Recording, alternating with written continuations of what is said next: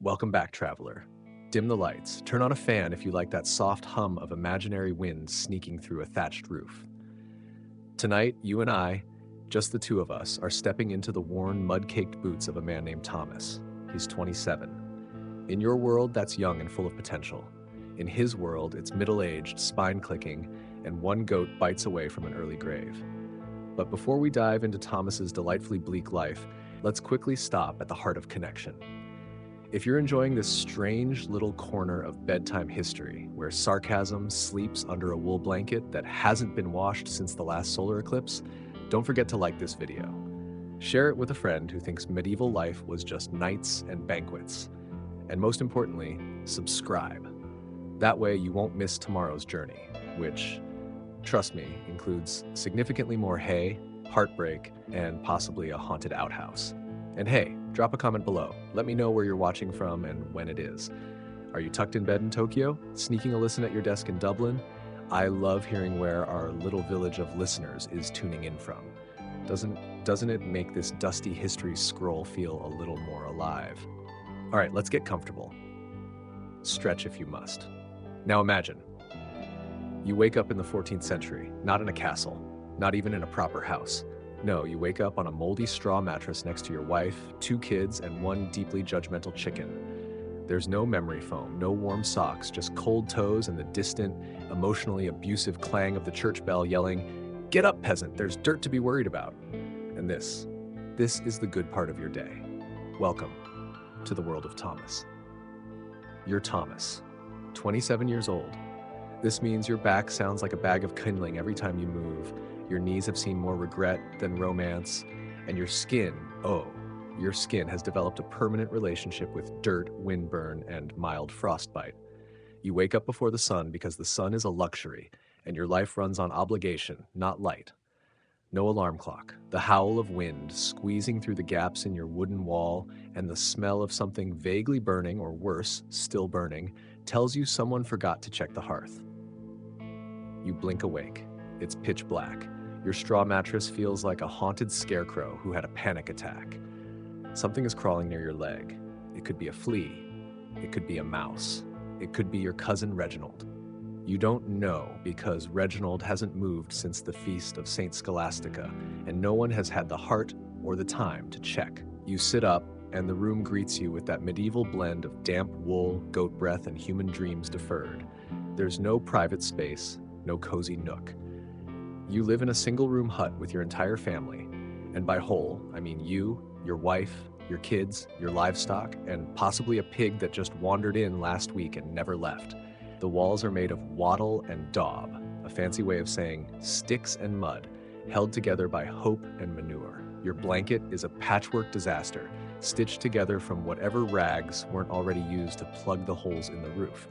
Speaking of which, the thatched roof is leaking again. You don't need rain to fall directly on your face to know the weather forecast. Your bones predict it, and they're rarely wrong. The fire in the hearth, your only source of warmth, has given up somewhere between 2 a.m. and despair. There's no chimney, just smoke slowly choking its way through the ceiling or hovering in the air like a lazy ghost. You inhale. It burns. It always burns. But it's the pain that says, "At least I'm not frozen," so you accept it. You reach for your boots, if you have any. If not, it's barefoot again. And barefoot means your first step of the day is into the icy embrace of a dirt floor that's somehow both wet and crunchy. A rat skitters past, or maybe it's the cat. Wait, do you own a cat? You can't remember. You shake the straw out of your hair, brush off a beetle that was probably dreaming sweetly on your shoulder, and try to stand. Bad move. Your spine crackles like someone stepped on a loaf of stale bread. You stretch, and instantly regret it. Your tunic, which you also slept in, smells like it spent the night arguing with a goat and losing. There's no change of clothes, no laundry day. This is your outfit, pajama, winter coat, and identity. One rough spun wool tunic that has absorbed every emotion you've ever had and is not letting go. You look around. Your wife is already awake. She's grinding grain with a stone that is older than time and almost as smooth. The kids are still wrapped in rags, clutching each other like little burritos of desperation. You love them. You do. But right now, your first love is the outside. The freezing, unforgiving, muck-covered outside, because out there you can breathe without inhaling someone else's feet. You open the wooden door, which creaks like it's judging your entire bloodline, and step into the morning. The wind slaps your face like an ex-lover with excellent aim. Cold, wet air fills your lungs. You cough. Not because you're sick, well, maybe a little, but because this is what fresh air feels like after a night of communal stew breath. Outside it's chaos, mud, everywhere. Last night's rain turned the road into soup, and every step threatens to suck your foot into another dimension. Your boots, if you're wearing any, are instantly useless. If not, your toes are having a personal meeting with hypothermia. You trudge to the animal pen. The day's first task is checking if the chickens are still alive. If they are, congratulations. Breakfast might be an egg. If not, you'll explain to the kids why dinner tonight is regret. The goat bleats in your direction. You're not sure if it's hunger or judgment. The pig snorts and immediately sinks into the mud like it's sinking into a warm bath. You envy the pig. You hate that you envy the pig. Feeding them is a chore. Cleaning after them is spiritual warfare. You have no shovel, no proper tools, just a flat piece of wood, and you will not die in a pile of poop. The smell is biblical, the kind of scent that makes you question every decision you've ever made, including being born. After that, it's time for breakfast, which is a strong word.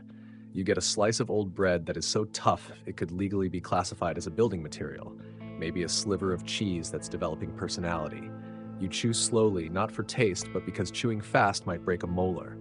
The rest of your day is labor. Endless, aching, repetitive labor. You carry water from the well, chop wood with an axe that's splintered than the blade, and repair fences that have more holes than fences. You do this not because you love it, but because if you don't, things fall apart. Fast. The cow gets loose, the kids go hungry, the roof collapses, and no one, absolutely no one, is coming to save you. There are no sick days, no breaks, no timeouts. If you're sick, you work sick. If you're in pain, you work in pain. If you're dying, work a little faster so you can finish before you go. And yet, somehow, you do it. Every single day, not because you're heroic, not because you're noble, but because this is life. Because Thomas doesn't get to quit, because someone has to feed the chickens, because someone has to keep the fire going, because if you stop, everything stops. And as the sun finally peeks over the hills, casting light on a world that forgot how to be kind, you square your shoulders, take another breath, and keep moving, because that's what survival looks like. Not glory, not grandeur, just Thomas. And this was only the morning. It's midday now, and Thomas hasn't sat down once. Not because he doesn't want to. God, he wants to. His legs are on fire, his arms feel like overcooked noodles, and his back is protesting so loudly it could be mistaken for a peasant rebellion. But sitting down, that's not part of the deal. Not when there are tools to fix, fences to patch, and a plow hanging together with twine and a prayer. Break time doesn't exist in this world. You get rest when something else breaks first, like your spirit. Thomas reaches for his hoe. It is not a modern, lightweight tool forged from high-grade steel with an ergonomic grip. No, this thing is half wood, half tetanus, and all disappointment. The handle is splintered in 3 places. The blade is duller than his cousin Edgar, who once tried to milk a rooster, but it's all Thomas has. And that's the thing about medieval tools, they don't get replaced when they break. They get cursed at, slapped with a nail, and sent back into the field like a wounded soldier with no options. He trudges toward the fields, dragging the plow behind him like a reluctant ox. If he's lucky, the actual ox will feel cooperative today. If not, Thomas will have to pull it himself. Again.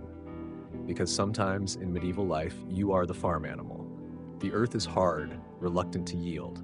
It's like it knows you need it, and that's precisely why it resists. Each step sinks his boots deeper into the mud, and every pull of the plow sends shockwaves up his spine. But Thomas keeps moving, because the crops won't plant themselves, and hunger doesn't wait for better weather. There's a rhythm to it all now. Squelch, yank, grunt, repeat. His body falls into it like a grim dance. Around him, other peasants are doing the same. No one speaks. There's nothing to say. The only conversation happening is between man and dirt, and the dirt is winning. The sun climbs higher, which is ironic because nothing about this moment feels like it's ascending. It's just more heat, more sweat, more choking dust kicked up by your suffering. Thomas wipes his forehead with a sleeve already soaked through, then squints toward the tree line, hoping for shade. There isn't any. Just the shimmer of heat bouncing off the fields and the occasional bird that lives a better life than he does. Lunch, if you can call it that, is a joke. A crust of bread so old it could be carbon dated, a wedge of cheese with a personality complex, and some ale. Warm, flat, suspiciously cloudy ale.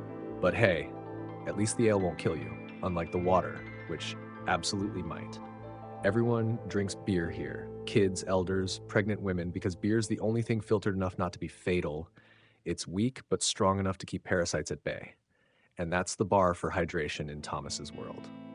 He finds a rock, more stable than most of his tools, and sits for precisely 3 minutes before guilt yanks him back up. The weeds don't take breaks. Neither do deadlines. The Lord's steward will collect his portion of the crop by next week, regardless of whether Thomas has enough left to feed his children. Taxes don't care if it rains too much, or not enough, or if the ox died of gout. The Lord wants his grain, and Thomas gets a fine if he doesn't get it, or a beating, or worse. So Thomas pushes on. The plow creaks like an older man with secrets, and the field stretches endlessly in front of him, mocking his exhaustion. The soil is dry and cracked in one spot and soggy and slimy in the next. There's no consistency, no predictability, just chaos disguised as nature. And the tools, dear God, the tools are barely functional. Every stroke of the hoe is a gamble. Will it slice through the earth or snap in half and impale his foot? There's no backup plan if it breaks. No blacksmith waiting with a shiny new model, just Thomas, and maybe some string. Perhaps a rock to hammer it back into place. And if not, well, he'll figure it out. That's what peasants do. They figure it out or they disappear. By late afternoon, the fatigue isn't just physical anymore. It's emotional, existential. Thomas isn't thinking about planting seeds. He's thinking about how everything around him feels temporary, his tools, food, and body. There's no margin for error in this world. One bad harvest, one sickness, one bad weather turn, and your whole family could vanish from history. Just names are never written, lives never remembered, struggles that turn to dust. And still, he keeps going, because he has to. Because even in this relentless misery, there's a spark of something that won't quit. Maybe it's love. It may be a duty. It could be just stubbornness. But Thomas is still out here dragging that plow, breaking the earth open as it owes him something, hoping this time, just this once, it gives back more than it takes. His hands are blistered, cracked, and covered in dirt. His shirt clings to his back like a wet towel of despair. The sun is dipping now, casting long shadows across the field. The work is far from over. But Thomas pauses, just for a moment. He looks over the land, his land, rented though it may be, and allows himself the most minor victory. He's still standing. He didn't fall. Not today. He doesn't have the luxury of satisfaction, but lets a single breath out slowly, then picks up the plow again. Hours remain before he can collapse onto that hay-filled horror he calls a bed. Still, animals to feed. It's still a fire to build. Still, he has a roof to patch with whatever he can find that isn't currently on fire, moldy, or being chewed by rats. But for now, he moves forward, because if Thomas stops, everything else stops too. This is survival. This is medieval reality, and this, God help him, is only the afternoon. The sun slips behind the trees, casting long shadows stretching across the field like dark fingers, reminding Thomas that the day is far from done. Evening in a medieval village isn't a gentle winding down, it's just a colder, darker continuation of suffering. The temperature drops, but the weight on your shoulders doesn't. If anything, it gets heavier, because the night brings its brand of work, its collection of discomforts, and absolutely no apologies. Thomas drags himself back toward his hut, one slow, mud-caked step at a time. His legs feel like lead, his hands are raw, his fingers swollen, stiff. His back? It's no longer even bothering to protest. It's given up. The plow is back in its place, propped up like a dying friend on the edge of the barn wall. He wipes the sweat off his brow with a sleeve that's already absorbed more sweat than fabric should ever know, then heads to the animal pens. Feeding time. Again. Animals want to eat twice a day, and not just eat, but also be cleaned up, because medieval livestock has zero respect for boundaries or the concept of dignity. The goats are bleeding like they've survived a horror film. The chickens scatter in all directions, offended by nothing, and the pig is snoring in a puddle that may or may not be 90% filth. Thomas grabs the slop bucket, which, fun fact, smells like despair and boiled onions, and starts scooping. The work is clumsy now. Every movement is slower and heavier. He's no longer fighting the tools, the weather, or animals. Now it's his own body that's the battlefield. His arms shake when he lifts, his knees crack when he squats, and his eyes burn from a full day of dust, smoke, and sun. But it's got to be done, because if he skips it, if he slacks just once, the consequences are immediate. Sick animals, lost food, more suffering. There is always more suffering. He checks the fence again, because if the wolves come at night and the boards aren't tight, then it's not just the animals that die. It's the entire next week of meals. The roof of the chicken coop has a hole in it. He tries to plug it with straw and a chunk of old fabric, silently praying that the wind won't rip it off at night. Because rebuilding a coop at dawn with frostbitten fingers and no breakfast isn't something you recover from quickly. Back inside the hut, the fire's almost out. He pokes the coals to bring them back to life, but they only spit a few lazy sparks. The wood pile is low. Again, he curses and heads back to the yard to gather what little he can find. Twigs, damp branches, a chunk of something that might once have been furniture. He throws it all into the hearth like an offering to the gods of warmth and wishes for a miracle. It won't be enough. It never is.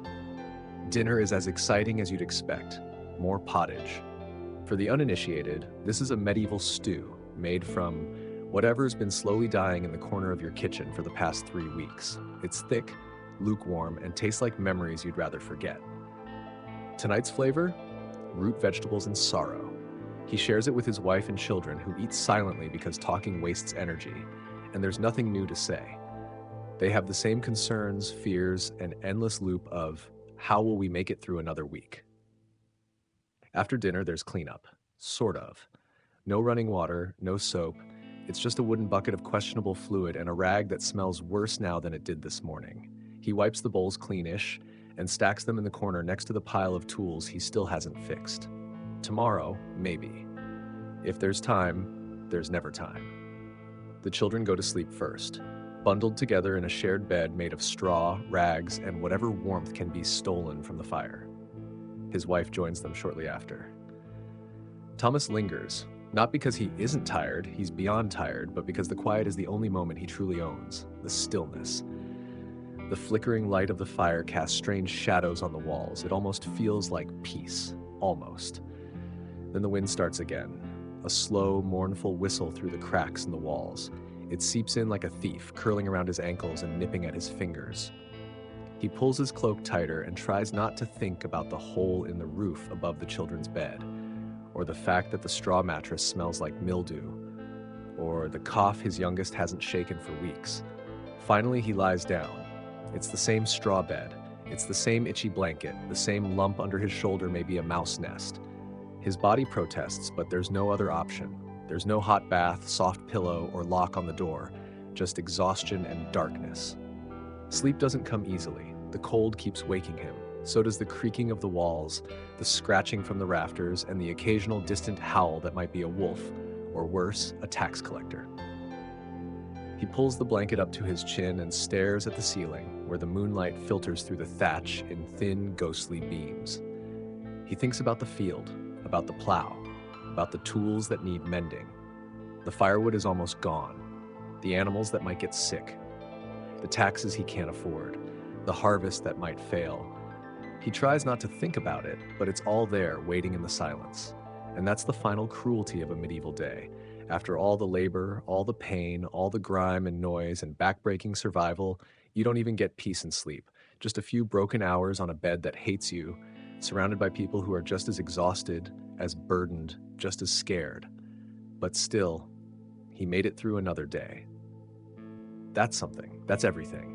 Because tomorrow Thomas will get up again. He'll feed the animals, he'll fix the fence, he'll drag the plow across the same tired field, not because he wants to, but because there's no one else. There is no safety net, no break. This is life. Cold, dark, unforgiving, but somehow I still lived. This is Thomas, and the night has only just begun.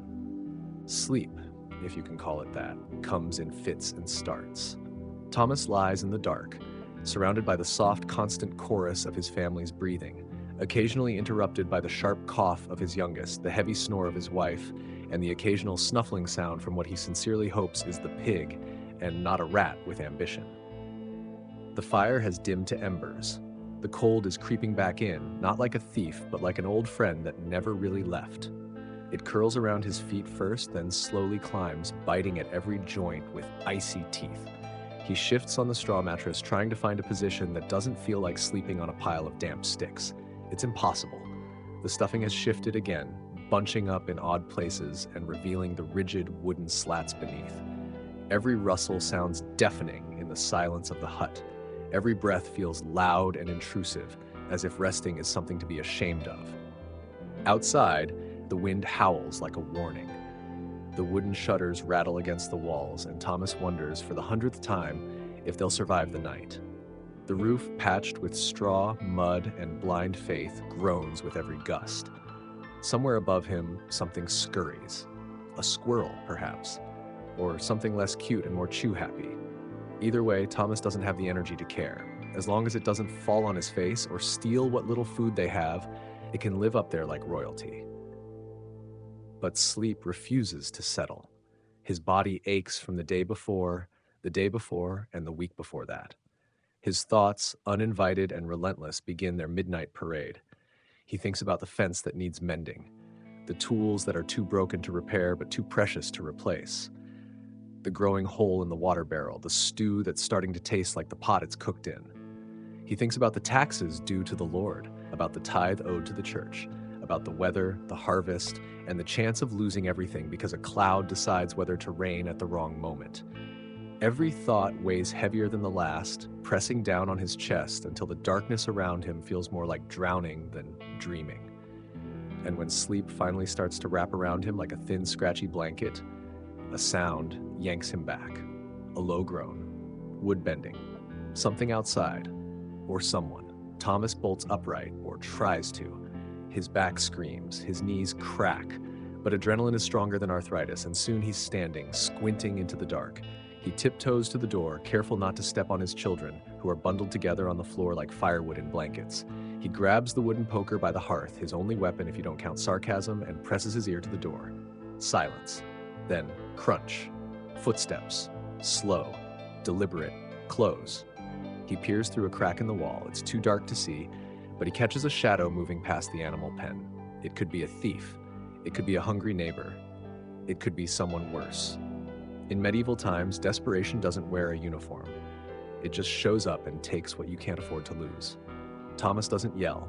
He doesn't open the door. He waits, staring, heart pounding. If he goes out now, he risks getting stabbed over a goat that barely gives milk. But if he does nothing and they take that goat, his kids won't eat next week. The choice isn't a choice. It never is. But the footsteps retreat, slowly, deliberately. The shadow fades into the night, leaving only churned mud and Thomas's racing heart behind. He waits a moment longer, then slides the poker back into its place. He doesn't feel brave. He feels tired. So very, very tired. He lies back down. The mattress is somehow colder. The straw is now poking in new and creative ways. But the moment of fear has reset something in him, like slamming cold water on a barely lit fire. The exhaustion rushes in all at once, and finally, sleep finds him. But sleep in this world isn't a refuge, it's a pause. A brief, borrowed silence before the world begins again. And it does, far too soon. The rooster crows. Of course it does. Nothing ruins a dream like being woken up by a bird that sounds like it's auditioning for a horror film. Thomas groans, shifts, and sits up. Every part of his body screams. His joints are rusted. His muscles, what's left of them, feel like they've been used as punching bags by God himself. But there's no time to complain. Complaints don't fix roofs. They don't plant seeds. They don't scare off thieves or fill empty bellies. So he pushes himself up, one groan at a time, and steps back into his boots. The fire is out. Again. The inside of the hut is freezing. Again. The bread is harder than remorse. Again. He chews through it like punishment, then gulps down a mug of ale so weak it's almost offensive and prepares for another day of brutal repetition. But something's different this morning. A feeling, a pressure, a storm is coming. He can feel it in the air, in the silence of the animals, in the way the wind brushes against the walls like a warning. And storms in Thomas's world aren't just weather, they're hunger, they're cold, they're broken tools, flooded fields, and 3 months of maybe we make it, maybe we don't. He walks outside, the sky is heavy, gray, watching. He looks to the fields, the village, the path the shadow took the night before. Then he tightens his cloak, clenches his jaw, and gets to work. Because that's all there is. You wake, you endure, you repeat, and you hope just a little that maybe this time the storm passes you by. The wind has picked up, not in a poetic, whisper through the leaves way. No, this kind of wind rearranges rooftops, scares chickens into silence, and sends shutters slamming like angry fists. Thomas feels it in his bones before he even steps outside. That same dull pressure behind the eyes, the strange silence in the animal pen, the unmistakable scent of incoming chaos, wet dirt, smoke, and something sour that always seems to ride in on the wind like a warning. He's out the door before sunrise this time, not because he's well rested. He isn't. He barely slept. The fear from the night before still lingers like smoke in his lungs. The shadow, the almost thief, or whatever that was. But he can't afford to focus on that. Not today. Today, the sky is too dark for comfort and the cold is too sharp for early spring morning. The storm he feared yesterday has arrived, and it didn't knock. First stop, the livestock. Suppose you can call them that. The goat looks offended by the weather. The pig is nowhere to be seen, probably buried in its muck like some desperate survival strategy.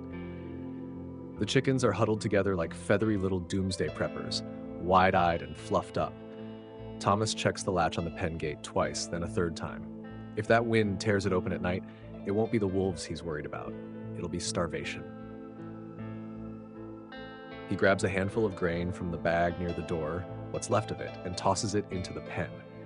It's barely enough, but the animals leap at it like he just served a feast. He mutters an apology under his breath, even though he knows it doesn't help. They don't understand words, but maybe they know the tone. And today, his tone is something between guilt and dread. The wind has gotten stronger by the time he gets to the woodpile. It whips his cloak around his legs and tries to pull his hood off like it's picking a fight. The wood is damp. Of course it is. The tarp he used to cover it blew off sometime during the night. It always does. And now he's left with cold, wet logs that will take hours to dry. If he had hours, which he doesn't. He tries to light a fire inside with what little dry kindling remains. It takes 3 tries, a burned thumb, and every curse word he knows. But eventually, the flames catch. Weak, sputtering, but alive. He breathes on them gently, like coaxing a scared child into singing. The flames respond, growing just enough to throw a dull warmth into the room.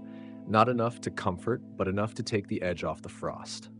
His wife stirs beside the hearth, pulling their youngest closer. Her eyes meet his.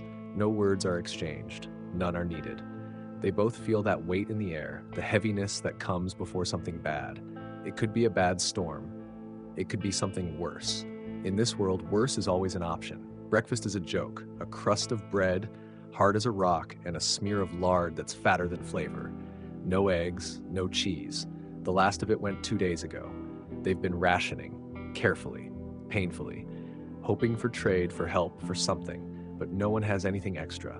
Everyone is poor, everyone is cold, everyone is one spoiled sack of barley away from catastrophe, and the storm hasn't even truly begun. By midday, the sky is a bruise. Dark purple clouds swirl overhead like something biblical. The wind screams through the village, toppling anything not nailed down and shaking everything. Thomas ventures outside again, cloak tied tight, boots sinking into mud with each step. He checks the roof again. One of the thatch bundles is loose. He climbs up, hands numb, gripping the edge of the roof like it personally insulted him. With one hand, he holds the bundle. With the other, he jams in more straw, retying the crude twine as tightly as he can, with fingers that no longer feel like they belong to him. Every gust threatens to knock him off, but he keeps going. Because that's what you do. You hold the roof down with your bare hands and stubbornness and pray the wind doesn't call your bluff. When he climbs back down, every muscle in his body is trembling. He doesn't speak. He doesn't complain. He goes to the shed to check the tools. Half of them are missing. Not stolen, just broken, gone, rusted into uselessness or snapped in half from overuse. He's got one decent spade, a hoe that's more hole than the blade, and a hammer that looks like it fought a war and lost. And there's work to be done. The fence at the edge of the field is swaying. A few of the slats have come loose. He heads out, hammer in hand, pocket full of bent nails, and gets to work before the wind decides to take the entire thing. Each nail is a battle. The wood is wet, soft, and uncooperative. His fingers are numb, his legs are shaking, but he hammers anyway, because if he doesn't do it, the animals get out, or worse, something gets in. And if that happens, he might not have anything left to protect tomorrow. By the time he finishes, the sun is gone, swallowed by the clouds. The wind is louder now, meaner, and the rain starts. Not a drizzle, a full assault, cold, complex, and personal. Thomas runs for cover, slipping once in the mud, catching himself just before he falls face first into a puddle that smells like something he doesn't want to name. Back in the hut, the fire is struggling. The wind keeps forcing smoke back down the chimney. The air is thick, hot, and suffocating. But the alternative is freezing, so they endure. The children are silent, wrapped in rags and fear. His wife passes him a bowl, thin stew, barely warm, watery, and gray. They eat in silence. Outside, the storm rages. Inside, they endure. And as night falls again, Thomas feels that tightness in his chest, that this storm isn't just weather, it's a test of will, of endurance, of survival. He lies down that night, not with comfort, but with resignation. Tomorrow will come, and with it, more wind, more rain, more of everything they cannot control. But he'll get up because he has to. That's the contract medieval life makes with you. It doesn't promise peace, it promises mourning. And Thomas will meet it, whether she's ready or not. The storm didn't pass. It sat on the village like a curse, grinding its teeth against rooftops and clawing at every corner of Thomas's world. By morning, the field was a swamp. The paths were rivers. And the sky, well, the sky looked less like heaven and more like an accusation. Heavy, low, and filled with the gray that makes you wonder if the sun's gone for good. Thomas wakes up drenched, even though he never stepped outside. The roof, despite his patchwork heroics yesterday, has failed.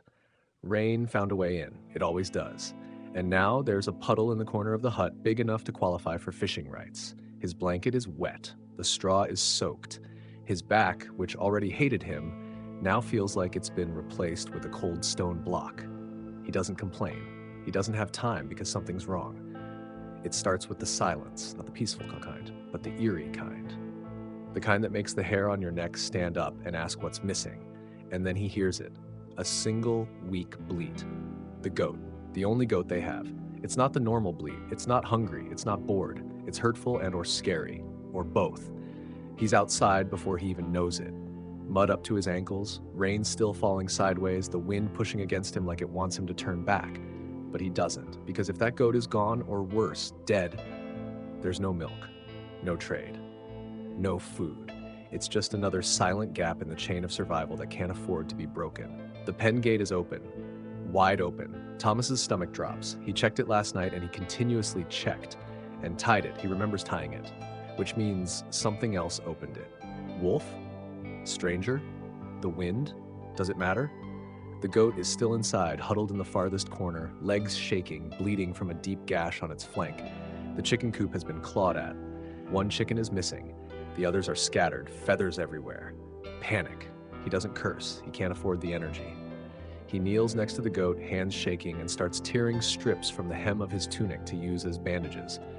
The blood is already mixing with the rain, forming thin red trails that disappear into the mud. His wife joins him, silent, eyes wide with fear but hands steady. Together, they wrap the wound. Together, they carry the goat back inside. No one speaks. There's no room for comfort. Just movement, response, adaptation. This is what they do, what they've always done. But inside, Thomas is boiling. Not with rage, but with that sharp, specific fear that something is slipping. No matter how tight he knows the ropes or how often he checks the fences, something more substantial is pushing in. Hunger, desperation, nature, maybe even other people. The storm by noon is a tantrum. Trees bend like they're trying to kiss the ground. Shingles tear off roofs like confetti. A neighbor's barn collapses in the distance. He hears the crack, the long groan of surrender, then the screaming, just for a moment. Then nothing. The wind eats sound. He wants to help. But he can't. Not now. Not when his walls are buckling. Not when the fire won't light. Not when the goat is bleeding and the food is down to half a loaf and a handful of barley. Instead, he heads to the shed. It's time to do something medieval peasants rarely get to do: gamble. He pulls out the trap. It's a crude thing: wooden jaws, rusted hinges, a spring made from tension and hope, but it might catch something: a rabbit, a rat, anything. He sets it near the tree line, covers it with leaves and sprinkles a few grains, and waits. Back inside, the hut feels like a coffin: dark, cold, quiet. The rain never stops. The walls are leaking. The children are sleeping more than they should because it's easier than being hungry while awake. And then, a sound. A snap. Thomas is up and out before anyone else hears it. His bare feet slap against the wet ground, splashing through puddles as he approaches the trap. It's caught something. A rabbit. Small. Scrappy, but alive. He exhales, and it almost feels like a victory. Almost. Now comes the hard part: skinning, cooking, and stretching a single animal into a meal for 5. But they'll do it. They have to. He thanks the gods, even if he's not sure he believes in them anymore. Maybe he never did. Maybe belief, like everything else, is something you do when you're desperate. They boil the meat. Use every piece. Even the bones go into the pot, flavoring what little water they can spare. The children eat quietly and are too hungry to talk. Thomas watches them, and for the first time in what feels like weeks, he feels something close to relief. Not joy. Not satisfaction, but a pause, a breath. And then it ends. The goat starts convulsing, the wound, infection, maybe the cold, perhaps the blood loss. It doesn't matter. Within an hour, it's dead, just like that. All the hope, all the effort, gone. He buries it alone in the rain, hands raw and bleeding, eyes stinging from more than just the wind. And he doesn't cry because he can't. Because if he starts, he's not sure he'll stop. That night, the fire dies again. The wind roars louder than before. And Thomas lies awake, staring at the dark, wondering what else this storm plans to take. The field? The roof? His strength? Because he knows now, this isn't just a bad season. This is something bigger, something breaking, and he's running out of rope to tie it back together. The wind didn't stop after the goat died. If anything, it howled harder, like it knew something had been lost, like it was celebrating. Thomas barely slept that night. Every creak of the wood, every gust against the wall, every snap of straw in the roof sounded like the beginning of the end. He lay in the dark, fists clenched, heart racing, waiting for the roof to lift clean off and take the rest of the hut. But morning came, somehow. Pale, cold, sullen. A light that didn't feel like light, just a duller shade of gray. And Thomas rose again, not because he felt rested, strong, or ready, but because the world didn't wait for grief. The goat and the last source of fresh milk were gone. His back ached, his eyes stung, and his stomach reminded him that a rabbit doesn't last long with 5 mouths. There was no time for mourning. He stepped outside into ankle-deep mud. The ground sucked at his boots with each step, like it was trying to pull him under, and honestly, part of him didn't mind. At least if the earth swallowed him, he wouldn't have to fix the fence again. Because, of course, the storm had taken it. Not all of it. Just enough to be a problem. 4 slats were missing, 2 more cracked, the post half tilted as God himself had punched it. And beyond the broken fence, Thomas saw tracks that made his stomach twist. Not animal tracks, human. He followed them, just a few steps, far enough to be sure. Bare feet, deep impressions. A child, maybe, or someone sick, desperate, and hungry. They didn't lead far, just to the edge of the woods before disappearing into underbrush. He didn't follow them in. He didn't need to. He knew what it meant. People were starting to wander. That was new. That was dangerous. In times like these, everyone kept to their homes, their fires, their rations. But now, with food running low and shelter breaking down, people were beginning to leave their corners of the world in search of something, anything else. And that meant trouble. It meant theft. It meant panic. It meant the thin thread of peace holding the village together was starting to snap. Thomas returned to the hut and sat on the ground staring at his hands. They were calloused, cracked, and bleeding at the knuckles, hands that had fixed and mended and protected. But not enough, not anymore. His wife handed him a small piece of bread, half of what was left. She didn't say anything, didn't have to. The look in her eyes said it all. She was trying to believe he could fix this, that he had a plan, that he could somehow stop the sky from falling. So he stood up, and he made a decision. He would go to the manor. It was a desperate move. The Lord's manor was 3 miles away, uphill, across churned earth and slippery trails, and Thomas wasn't invited. Peasants didn't just visit. They were summoned, but he had no choice. The goat was gone, the food was almost gone, and now there were strangers, children maybe, creeping into his land in the night. He needed help, tools, seed, even just a promise that the tithe collector might go easy this year. Anything. He kissed his wife on the forehead and stepped back into the storm. The wind had died down, but the damage was done. Trees had fallen, roads were blocked, mudslides, even small ones, had taken out parts of the path. He climbed over debris, boots slipping, clothes soaked through, lungs burning with cold. The journey took hours. By the time the manor came into view, Thomas was limping. His knees screamed with every step, and the cold had crept into his joints, turning his hands to stone. But there it was, the manor house. Tall, proud, stone walls untouched by weather or time. Smoke curled from the chimney. Horses neighed from the stables. Life, real life, seemed to exist here without fear.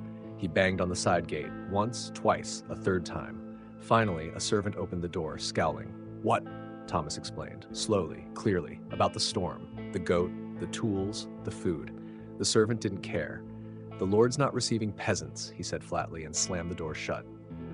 Thomas stood there a moment, staring at the wood, stunned. Then he turned and walked back down the hill. No help was coming. No one was coming. By the time he returned to the village, it was near dusk. The air was thick with smoke. Not just hearth fires, something else. Something burning. He picked up the pace, rounded the corner, and saw it. Old Martin's house. The roof ablaze, no one putting it out, no water, just neighbors standing at a distance watching it burn. Not out of cruelty, but out of exhaustion, out of fear. No one wanted to risk their own roof for someone else's. Not anymore. Thomas stared at the flames, then at the faces. Eyes hollow, hands empty. This was it, the unraveling. That night, he told his wife the truth, that help wasn't coming, that the manor didn't care, that people were beginning to steal, that soon this wouldn't be a village, it would be a battlefield. But he also told her something else, that they weren't going to wait for the world to collapse on them. Tomorrow, he'd dig up the seeds he'd been hiding, the ones he saved from last season, tucked beneath the floorboards in a cloth bundle. Risky, illegal, but he had no choice. They would plant early, in secret, and they would pray. Not to the Lord, not to the church, to the soil, because if it didn't answer, nothing else would. Dawn breaks without color, just a dull smear of pale light seeping through the cracks in the wall, like the sky itself is too tired to bother with sunrise. Thomas opens his eyes, but he doesn't move. For a moment, he just listens. The wind is gone. Finally. But the silence it leaves behind is worse. It's not peace. It's a warning. He sits up slowly. Every muscle protests. His joints pop like firewood in a weak flame. His wife is already awake, crouched near the hearth, coaxing the last embers into something more than memory. The children are still asleep, curled together like kittens in rags that smell like mildew and soot. The stew pot is empty. The bread shelf is empty. The kind of empty that echoes. But under the floorboards, there's hope. Thomas prees them up, careful not to wake the kids. Beneath the worn planks, wrapped in a strip of cloth and tucked inside an old cracked jar, lie the seeds. His secret. His gamble.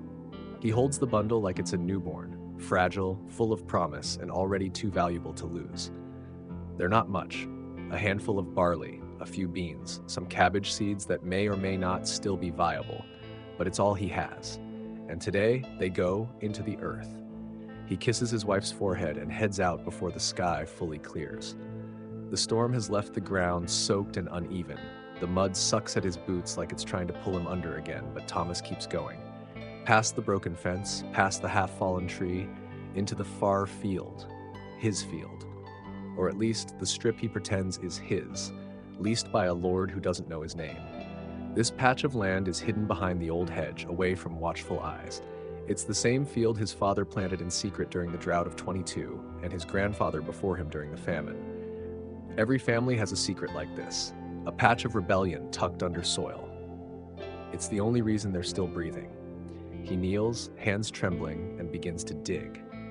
The ground is soft, but not gentle. It resists in clumps and shivers, but he digs anyway, slow and steady. The seeds are planted with hope, but also fear. If the Lord's men find them, it's punishment. If the church finds them, it's a sin. But if he doesn't plant them, it's starvation. And so the choice is simple. He buries the last seed and presses the earth down with both hands like a prayer.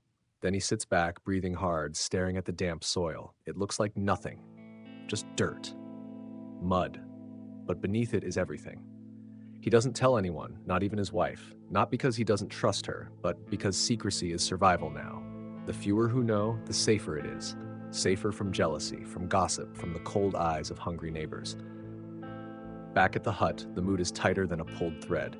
His wife can sense it. She doesn't ask, but her glances say enough. She's worried. They all are. Because yesterday the goat died, and last night old Martin's roof went up in flames, and this morning the man with the crooked teeth from 2 huts down tried to trade his daughter for a sack of turnips. Things are breaking. People are breaking, and the rules that held them together, weak as they were, are starting to dissolve. That afternoon, the steward rides into town. He's late, which is worse than being early. It means he's angry, or bored, or both. He's dressed in black, his cloak sweeping the mud like a curtain of doom. Behind him, 2 soldiers, faces hidden, hands on their swords. Thomas watches from behind the woodpile, heart thudding. The steward speaks, loud enough for everyone to hear. The tithe is due. No exceptions, no delays. The Lord needs grain, eggs, meat. If the storm took it, too bad. If your goat died, too bad. If your roof collapsed and your crops drowned and your child is sick, too bad. No one speaks. Because what's the point? Then the steward says something that tightens every chest in the village. There's a rumor, he says, of hidden seed, of unlawful planting, of theft. Thomas feels the air disappear from the world. No one moves. No one dares look around. The steward's eyes scan the faces like a blade. If any crop is found that wasn't declared, the penalty will be severe. Land seized, livestock taken, prison even. Maybe worse. Then he leaves with that. Just dust, hooves, silence. Thomas doesn't go home right away. He walks the long way around the village, through the woods, past the old fence line. He needs to think, to breathe. Because now it's not just hunger he's up against, it's suspicion. And in a starving village, suspicion is a death sentence. He sits beneath the old ash tree, hands clasped, trying to decide what to do. Uproot the seeds? Move them? Try to harvest at night and hope no one sees? But if he touches them now, the soil will look disturbed. It'll raise questions. He curses himself for not hiding them deeper. But it's done now. All he can do is wait, hope, and watch. The next few days pass like ghosts. No one smiles, no one sings, even the children stop laughing. One morning, Thomas finds a dead chicken on his doorstep. Neck broken, no note, no explanation, a warning or a message, or maybe just someone else's dinner plan gone wrong. He buries it quietly, away from the others. The mud is cold and sticky, and the smell clings to his clothes like fear. That night, he sleeps with the poker beside his bed, and in the morning he checks the field. The seeds are sprouting, tiny, green, fragile like veins in the earth. His breath catches. They're alive. He wants to dance, to cry, to scream, but he doesn't. He just kneels and presses his forehead to the ground. Because in a world this broken, even hope has to be hidden. The sun finally broke through. Not just a peak between clouds, not a flicker behind gray, but a full, unapologetic blaze of light that hit the village like a long-forgotten memory. For the first time in weeks, maybe months, warmth touched the earth. And Thomas felt it, not just on his skin, but deep in his chest, like something frozen was beginning to melt. Not entirely, but enough. The villagers noticed it too. You could see it in the way people moved. A little quicker, a little straighter. There were still dark circles under their eyes, still lines etched from sleepless nights and empty bellies, but something had shifted. The air no longer smelled only of rot and wood smoke. It carried the faintest hint of possibility, of growth. But the past wasn't done with them yet. 3 days into the thaw, a stranger arrived. He came on foot, cloaked and hunched, carrying nothing but a satchel and a walking stick that looked more like a weapon than a crutch. Thomas spotted him first, working at the edge of his half-repaired fence. The man didn't say anything, just walked up to the path, paused, and stared. They locked eyes, not in greeting, in assessment. Thomas stood, wiped the sweat from his brow, and approached slowly. He wasn't sure what made his stomach twist, the stranger's silence, or the fact that he didn't look surprised by anything around him. Not the broken roofs, not the patches of tilled soil, not the smoldering remains of old Martin's house, like he'd seen worse, or caused it. "Can I help you?" Thomas asked, voice low, cautious. The man didn't blink. "Maybe," he said, "but probably not." And that was it. He turned and walked toward the village. Thomas followed. When they reached the center of the village, the stranger finally spoke up, this time loud enough for everyone to hear. "I bring word from the Lord," he announced. "There's to be a collection, early, due to the storm. He'll need more than usual." The words hit the village like a second flood. More? After everything? Thomas stepped forward. "We've barely made it through. We have nothing left to give." The man looked him over. "That's not my concern. I just deliver the message." "What if we don't pay?" Someone shouted from behind a shed. The stranger turned his head, slow and deliberate. "Then the soldiers come, and they don't ask twice." Silence, a heavy, choking silence. The stranger nodded once, then walked away, vanishing down the path without looking back, like he just dropped a stone in a pond and didn't care how far the ripples went. That night, the fire burned lower than usual, not for lack of wood, but because no one spoke. No one wanted to say what they were all thinking. The Lord was going to break them. All the work, the rebuilding, the tiny, fragile hope they'd been nurturing. It meant nothing to the man in the stone house with warm fires and full plates. Thomas stared into the flames, jaw clenched. Enough was enough. The next morning, he didn't go to the field. He went to the edge of the woods where the group of exiled villagers, the ones who'd taken to hiding after the storm, had built a crude camp. They were rougher now, thinner, harder. But they remembered him, and they listened. He told them everything about the collection, about the threat, about how they could either keep giving until there was nothing left or do something unthinkable. Fight, not with swords, they didn't have those, but with refusal, with sabotage, with unity. It was madness. But it was also the first real plan anyone had spoken aloud in weeks. Back in the village, Thomas rallied his neighbors, quietly, carefully. He asked only one question: What are you willing to lose? And the answer was the same, every time, everything, except our children. So they began, not with fire or banners or rebellion, but with silence. When the collectors came, no one opened their doors, no one bowed, no one offered tribute, they just stood, together. It was terrifying. The soldiers, hardened, armored, eyes bored with cruelty, didn't expect defiance, especially not from peasants with nothing but farming tools and bad knees. But something about the silence unnerved them. The head collector, a man with a scar running from cheek to chin, barked an order. "Bring them out," happened. And in that nothingness, absolute stillness, something shifted. The soldiers left, not out of mercy, but confusion. They'd be back, of course. Thomas knew that. But so did the village. And this time they'd be ready. Not with weapons, but with numbers, with resolve, with the knowledge that no storm, no decree, no threat could crush people who had nothing left but each other. As the sun set, Thomas walked through the village, past homes rebuilt with splinters and prayers, past children playing in puddles instead of crying in corners, past neighbors who no longer avoided each other but nodded in quiet solidarity. The world hadn't changed, but the people had, and that he thought might just be enough, because survival wasn't about holding on, it was about holding each other and refusing to let go.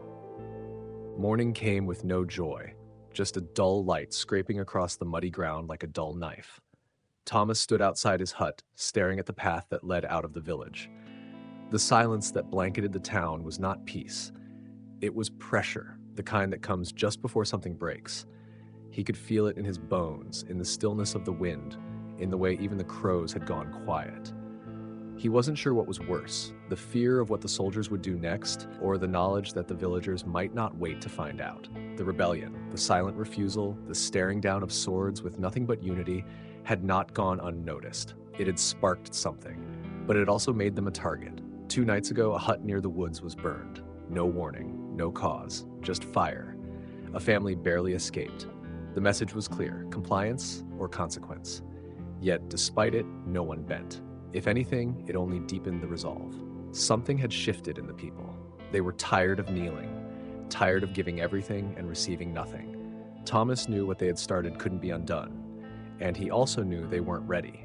Not for a war, not for a siege. They didn't have weapons or armor. They had tools, farmhands, mothers, children, and a dwindling supply of food.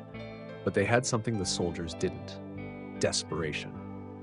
That day, the villagers met in the remains of old Martin's barn, now just a blackened skeleton of wood. It had become their council hall, their war room, their church of rebellion. No one laughed anymore. No one asked, "What if we're caught?" They only asked, "What do we do next?" "We need allies," someone said. "They won't help," replied another. "They're afraid." "Then we show them we're not." Thomas stood and silence fell like a curtain. He wasn't their lord. He wasn't a knight or priest. But when he spoke, they listened. "The fire won't be the last. They'll return. And when they do, they'll bring more than just threats." He looked around, faces worn, eyes hollow, clothes patched and soaked with weeks of hardship, and yet beneath all that, steel. "I say we take the fight to them. Not with swords, we don't have them, but with minds, with traps, with confusion," someone scoffed. "Traps? Against knights?" "Yes," Thomas said calmly, "because they expect fear. They expect us to run. What they don't expect is a field full of holes, a road that collapses under cartwheels, their own horses panicking in the dark." It was mad. It was dangerous. And it was all they had. That night, the plan began. Pits were dug and covered, oil was stolen and hidden. The children gathered rocks. The older folk sharpened sticks and metal scraps. The forest became a factory of resistance. Even the animals seemed to understand something was happening. Skittish, silent, alert. On the third day, the soldiers returned. This time with twice the number, a cart behind them meant for confiscated goods, or bodies. Helmets gleamed, faces sneered. One of them carried a torch even before they reached the first house. But something was different. The path they rode in on cracked beneath them. One horse buckled, the cart veering, spilling its contents, blankets, ropes, shackles, into the mud. As the soldiers regrouped, the air shifted. Arrows? No. Rocks. Dozens. Launched from slings by hidden hands. Not to kill yet, but to send a message: we are not afraid anymore. Chaos erupted, shouting, horses screaming. Then came the oil. Thrown from rooftops, from trees, catching fire as torches hit it. Flames danced on the ground, not to destroy, but to divide. The soldiers fled.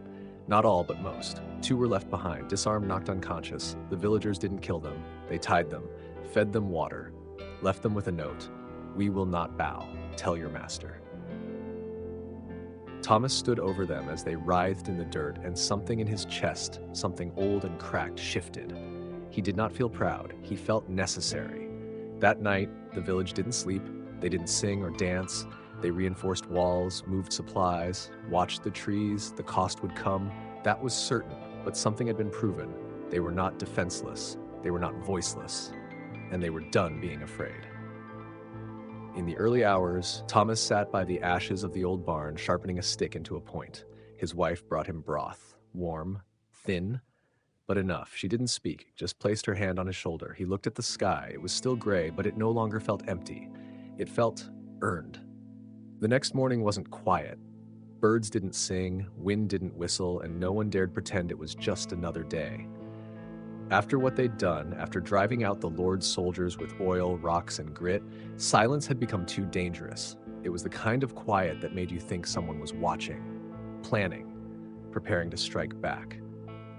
Thomas hadn't slept, not really. He'd closed his eyes, sure, but the weight of leadership doesn't let a man rest. He kept hearing the snap of flames, the crash of horses stumbling into pits, the heavy breathing of men caught unprepared by peasants they thought were powerless. They weren't powerless anymore, but they also weren't safe. Word would spread. The Lord had lost face. 2 of his men had been tied up like criminals and sent back on foot. That sort of embarrassment didn't just sting, it festered. And when men like him got wounded, they didn't heal. They got even. "We've got days," Thomas said to the group gathered in what remained of the old barn. Maybe less. Martha, the village healer, had dark circles under her eyes, but a spine made of steel. Then we work like we've only got hours. The next 3 days were a blur of motion. Trenches were deepened, walls reinforced. Even the smallest of the children were given jobs. Fetching water, watching the horizon, warning of riders. Every scrap of metal that could be turned into a blade was hammered, sharpened, or bolted to wood. Pitch was boiled, nets were tied. No one wasted time pretending they could avoid what was coming. Thomas watched it unfold with a quiet sense of awe. A month ago, these people were just surviving. Now they were preparing for war, and not because they wanted to, but because they had to. That night, just as the moon crested the trees, the first rider was spotted, a single scout. He didn't get far. The villagers didn't kill him, though many wanted to. They disarmed him, tied him up, and sent him back with one message: "Come if you want, but no, we're not yours anymore." It was the bravest, most dangerous note Thomas had ever written. The reply came sooner than expected. Just before dawn on the 5th day, they heard it. The low thump of war drums, the metallic clink of armor, the hooves of horses trained not to spook at the smell of smoke or the cries of battle. The Lord hadn't sent another tax crew. He'd sent a warband, 30 men, at least, armed, armored, and walking like they already owned the place. But the village was ready. They didn't meet the soldiers at the gates. They made the soldiers come in.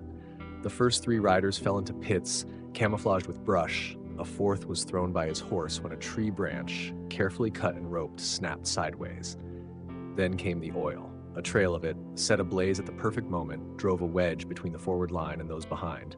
That's when the villagers moved, not with swords but slings, rocks, boiling water from rooftops, nets dropped from trees.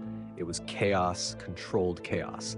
They didn't have the power to win clean, but they had enough to make it messy, and messy was enough. The Lord's soldiers, trained for battlefield order, weren't ready for this. They were used to fear. They weren't prepared for fury. They retreated, staggered, then ran. By sundown, the village stood, battered but unbroken. The dead were buried in silence. 6 villagers, brave souls. Their names were carved into the communal post with trembling hands. Thomas sat by the fire that night, the heat not nearly enough to push out the cold in his chest. Victory didn't feel like victory. It felt like survival. And yet, something had changed. They weren't just defending their homes anymore. They were building something new. A line that wouldn't be crossed. A promise that no matter what came next, taxes, threats, flames, they wouldn't go back. A messenger came 2 days later, alone, no armor, no threats. He carried a scroll with the Lord's seal. Thomas opened it carefully, every eye in the village fixed on him. The parchment was short, but the meaning ran deep. "We will not waste more men on a pile of mud and ashes. Consider yourselves outlaws, but you will not be pursued unless you cross back into my lands."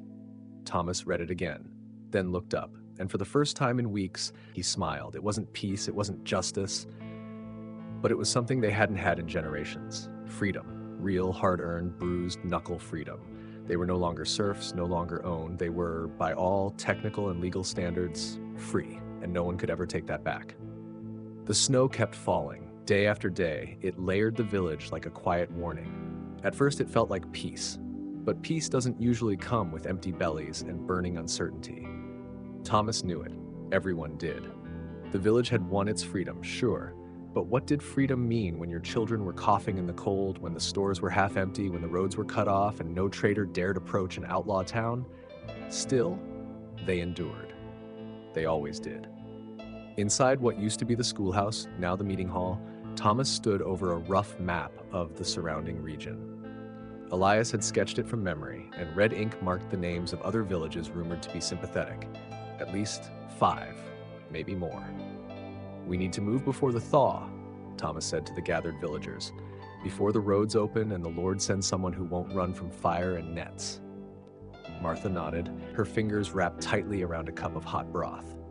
"We can't hold out forever alone." And they wouldn't have to. Over the next week, Thomas, Elias, and a small team set out through the forest trails. They carried only what they needed: letters of solidarity, trade goods, and the raw truth about what they'd done. The first village, Westridge, was skeptical. They didn't open the gates, but they listened, and that was all Thomas needed. He spoke not like a hero, but like a man who'd been desperate and had no choice. He told them about the children digging trenches, about the women boiling pitch, about how they'd tied soldiers to trees, sent them home with nothing but bruises and warnings. He told the truth, and truth traveled. By the time they reached the second village, the elders already knew who they were. This time, the gates opened. Not everyone wanted to join. Some were too afraid. Others were bound by favors, by loyalties, by fear of the noose. But some were ready. When Thomas returned, he wasn't alone. Behind him rode wagons of grain, herbs, and cured meats.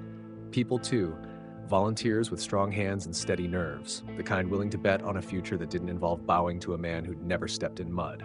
The village swelled with new energy. Children laughed again. Smoke rose from more than just cooking fires. It came from forges, from work, from hope. That's when they named it. They didn't want to call it the village anymore. It had earned something better. They called it Aldervale, a nod to the trees that had hidden them, sheltered them, fed them when no one else would. But naming something doesn't protect it. The Lord returned, not in person, but through a decree nailed to a tree at the edge of the woods. It was short. By order of Lord William, the settlement known as Aldervale is hereby declared a den of sedition. Any trade or contact is punishable by death. A bounty is placed upon Thomas, Martha, and all who stand with them. A bounty, their names, their lives, now worth coin to any desperate man with a sword. The fear was instant, palpable. People whispered. Doors shut early, eyes scanned the woods, but no one ran. Instead, they built faster. They dug deeper wells, stored more food, trained harder. Even the children carried whistles now to alert the watch if strangers approached. It wasn't just about defense anymore, it was about permanence. They wouldn't just survive, they would stay. And so, with careful planning, they began laying foundations. Real ones. Stone, wood, structures meant to last. No more tents, no more patchwork roofs. Aldervale would be real, visible, undeniable. They even wrote a charter. 10 simple rules. No lord shall rule here. All labor is honored. Food is shared before it's sold. No punishment without trial. Every voice has a vote. No one goes hungry. No child works the night. Healing is free. No outsider is judged without cause. All must defend the peace. It wasn't perfect, but it was theirs. Thomas sat with the council late one night, the fire low, the stars sharp in the sky. We're building something that shouldn't exist, he said. Martha looked up.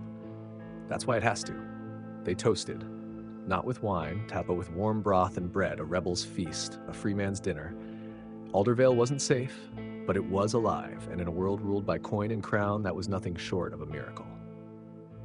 The spring thaw revealed everything the snow had tried to hide. Roots twisted up through the earth, fences sagged under months of ice, and in the muddy roads of Aldervale, the truth was clear.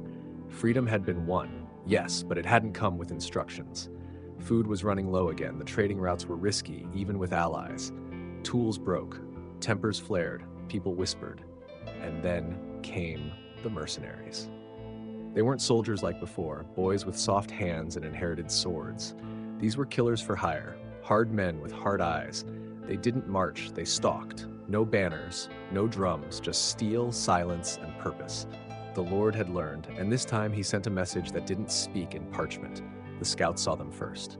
Thomas stood with Elias as the boy pointed toward the tree line. 6, maybe 8, moving like wolves. Thomas clenched his jaw. Then we treat them like wolves. He called the council that night. The mood was grim but focused. No one suggested surrender. No one cried. We can't beat them with numbers, said Martha, but we can bleed them with time. So they did. They tore down bridges behind them, dug trenches in the woods, laced paths with caltrops made from old nails and bits of fence, and then they vanished. By dawn, Aldervale looked abandoned. Empty houses, cold hearths, not a sound but the wind. The mercenaries crept in cautiously, eyes scanning, blades drawn. They saw no villagers, just signs of flight, the weak running from the strong, exactly as planned. By the time the sun reached the treetops, they'd found the first trap. A net, a dozen stones, one broken leg. That night, their fire was attacked, pots of oil lobbed from a distance, igniting their tents. No deaths, just confusion, pain, frustration. By the third day, 2 of them had vanished. One found trussed to a tree with a gag of moss. The other never found at all. The others fled. It wasn't a battle. It was a lesson. Aldervale wouldn't be taken by force. When Thomas returned to the square, he was met with cheers, but he didn't raise his arms. He didn't smile. They'll send more, he said. Worse ones. But in that moment, everyone believed they could face them, because belief was their true weapon. What happened next? No one expected. Not a new enemy, but a visitor. She arrived alone, on horseback, cloak dark with road dust. She asked for Thomas by name, not with the arrogance of a noble or the desperation of a peasant, but with familiarity. Like someone who knew exactly what she was walking into. Her name was Johanna Ferruer. She had led uprisings elsewhere, Westridge, Hollerford, the blacksmith's riot in the north. Her name was a whisper in most villages, a song in others, and now she stood in Aldervale. I came to see if the rumors were true, she said. Thomas offered her a seat by the fire. They're worse, he replied. But more important, over 2 days they talked. Strategy, expansion, not just survival, but what came after. "You're not just a village anymore," she said. "You're a symbol." Thomas winced. "Symbols burn easily," she grinned. "Only if we don't keep feeding the fire." By week's end, they struck a pact. Alder Vale would become a sanctuary, a center for organizing, for training, a heart for the resistance. The council hesitated. "We're just farmers," one man said. "No," Johanna replied. "You were. Now you're something else." So they prepared. They built more shelters, dug deeper wells, opened schools, basic things: how to read, how to speak without fear, how to treat wounds with herbs. They trained watchmen, sent out messengers, made maps. They didn't just dig in, they built up. And soon others came. Not just outlaws, but thinkers, fighters, teachers. The disillusioned, the brave, the desperate. They came hungry and left ready. Aldervale was no longer hidden. It had become the ember of something new, and that ember would either burn out or burn everything down. The fires of resistance had not only warmed the hearts of Aldervale, but had also illuminated the path for others. Whispers of defiance turned into echoes, and those echoes became a chorus. Villages once isolated by fear now found strength in unity, inspired by the unwavering spirit of Aldervale. Thomas stood atop the newly constructed watchtower, gazing at the horizon where smoke from allied villages signaled their readiness. Each plume represented a community that had chosen courage over compliance, hope over despair. Johanna Ferrar, ever the strategist, convened a council comprising representatives from these villages. Around a massive oak table, maps were unfurled and plans were laid. The goal was clear: to establish a network of mutual support, ensuring that no village would stand alone against tyranny. "We must be the wind that fans the flames of freedom," Johanna declared, her voice resolute. "Together we are an inferno that no oppressor can extinguish." The council agreed to a pact, the League of Free Villages. Each member pledged to come to the aid of others, share resources, and uphold the principles of justice and equality. Messengers were dispatched, carrying the pact to distant communities, inviting them to join the burgeoning alliance. As the League grew, so did its influence. Trade routes reopened under the protection of the League's guards. Markets flourished, and artisans found new patrons. The oppressive lords, once unchallenged, now faced a formidable coalition that undermined their authority. But with growth came challenges. Disagreements arose over resource distribution, leadership roles, and strategies. Thomas, ever the mediator, worked tirelessly to maintain unity. He reminded the council of their shared struggle and the vision that had brought them together. Our strength lies not in our numbers, but in our unity," he emphasized. "Let us not allow discord to fracture what we've built." His words resonated, and compromises were made. The League emerged stronger, its foundation fortified by mutual respect and a common purpose. However, the lords were not idle. Recognizing the threat posed by the League, they formed their own alliance, pooling resources to crush the uprising. Mercenaries were hired, and plans were set in motion to dismantle the League of Free Villages. The first strike came at dawn. A coordinated attack on a member village caught many off guard. Homes were burned and defenders overwhelmed. News of the assault reached Aldervale by midday. Without hesitation, Thomas mobilized the League's forces.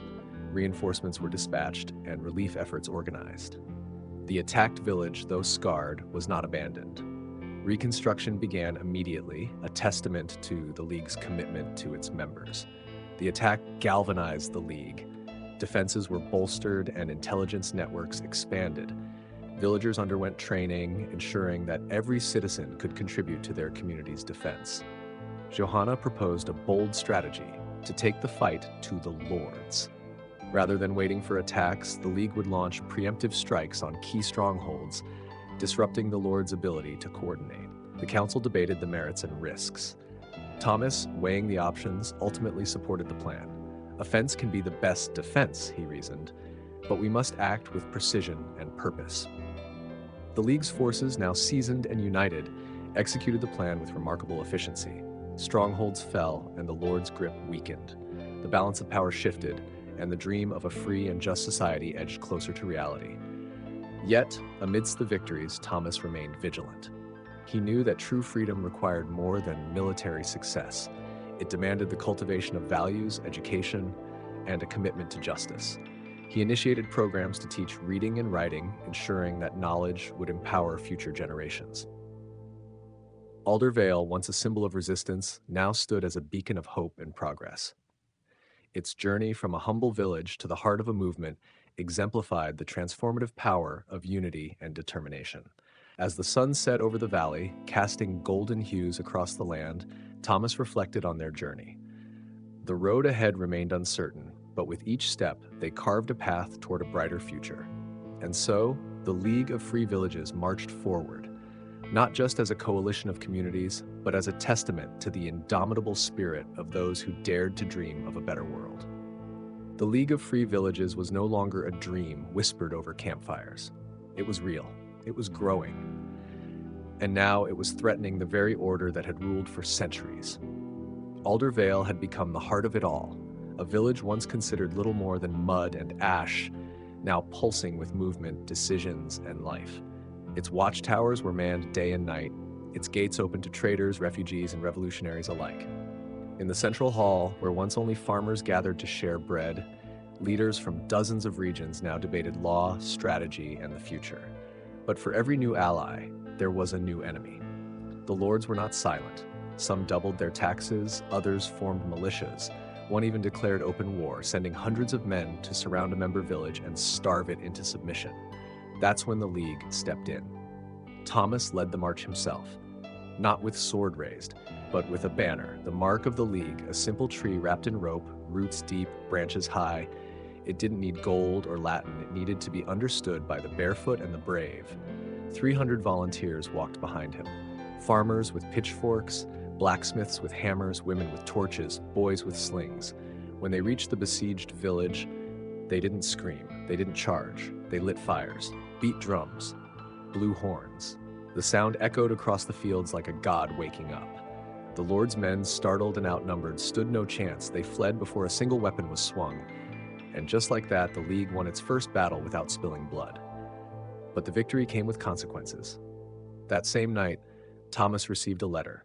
It bore no seal, just words burned into parchment. You may have stirred the people, but I command armies. Winter will return, and I will return with it. He folded the paper slowly, eyes narrowing. Then let him come, he whispered. Winter did return, and so did Lord Abaddon. Not with foot soldiers this time, with knights, crossbows, siege carts, professional killers paid by the crown itself. They didn't come to threaten, they came to crush. The scouts saw them first, moving like a tide across the frozen ground. The League had days, maybe less. Panic flickered. Some said to run, others said to surrender. But Thomas gathered the leaders in Alder Vale's stone hall, now lined with weapons and maps. We built this with nothing but belief, he said. Now it's time to prove we deserve it. Johanna Ferrer, seated beside him, nodded. No one will save us but ourselves. They prepared. Booby traps, narrow paths, collapsing bridges, spike pits. But more than anything, they prepared their minds, their hearts, because this wasn't just about land anymore. It was about the idea that ordinary people could stand, could choose, could say no. The siege began at dawn. Cold, gray, brutal. Boulders were launched, arrows rained, walls cracked, but the people didn't bend. They fixed breaches with carts, with bodies. They threw fire, sang songs, sent decoy messengers into the woods, day after day, night after night, until something strange happened. The attackers started leaving, not dying, deserting. One by one, soldiers walked away from Lord Abaddon's camp. Some were caught, others vanished. A few showed up at the gates asking for food, for forgiveness. It turned out that even professional killers get tired of fighting people who refuse to be broken. On the 15th day, the Lord himself rode forward, alone. He shouted to the walls of Alder Vale, Thomas, come speak to me, man to man. Against all advice, Thomas did. They met in the snow, two silhouettes in a sea of cold. You think you've won something, Abaddon sneered. I think I've earned something, Thomas replied. You're not a king, you're a peasant. Exactly, Thomas said, and that's what scares you. The Lord raised his blade, just a little, a threat, a test. Thomas didn't flinch, then he turned and walked away. By sunset, the army was gone. No treaty, no surrender, just retreat. Because sometimes the hardest war to win is against people who've already decided they're free. That night, Alder Vale didn't cheer. They just sat around fires, ate warm stew, and slept beside the walls they refused to let fall. And somewhere in the dark, the wind whispered a truth even the lords now knew. This was only the beginning. The embers of resistance had ignited a wildfire. Alder Vale, once a solitary beacon of defiance, now stood at the heart of a burgeoning movement. Villages across the realm, inspired by its stand against tyranny, began to rise. The League of Free Villages was no longer a mere alliance. It was a revolution in motion. Thomas, the reluctant leader turned symbol of hope, found himself at the helm of this transformation. Meetings that once involved a handful of villagers now convened representatives from dozens of communities. Each brought tales of struggle, resilience, and an unwavering desire for autonomy. Johanna Ferrer, ever the strategist, proposed a bold initiative, a council to unify the disparate voices. "We need a forum," she asserted, "where every village, regardless of size, has a voice, a place to share resources, strategies, and dreams." The idea resonated. Soon, the Grand Assembly was born, a rotating council that met monthly, its location shifting among member villages to ensure inclusivity. The Assembly's early sessions were chaotic. Farmers debated with blacksmiths, healers clashed with hunters. But amidst the cacophony, a shared vision emerged. A federation of free communities, bound not by borders, but by mutual respect and shared purpose.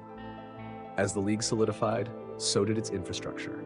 Messengers, once solitary riders braving treacherous paths, now traveled established routes, protected by volunteer militias.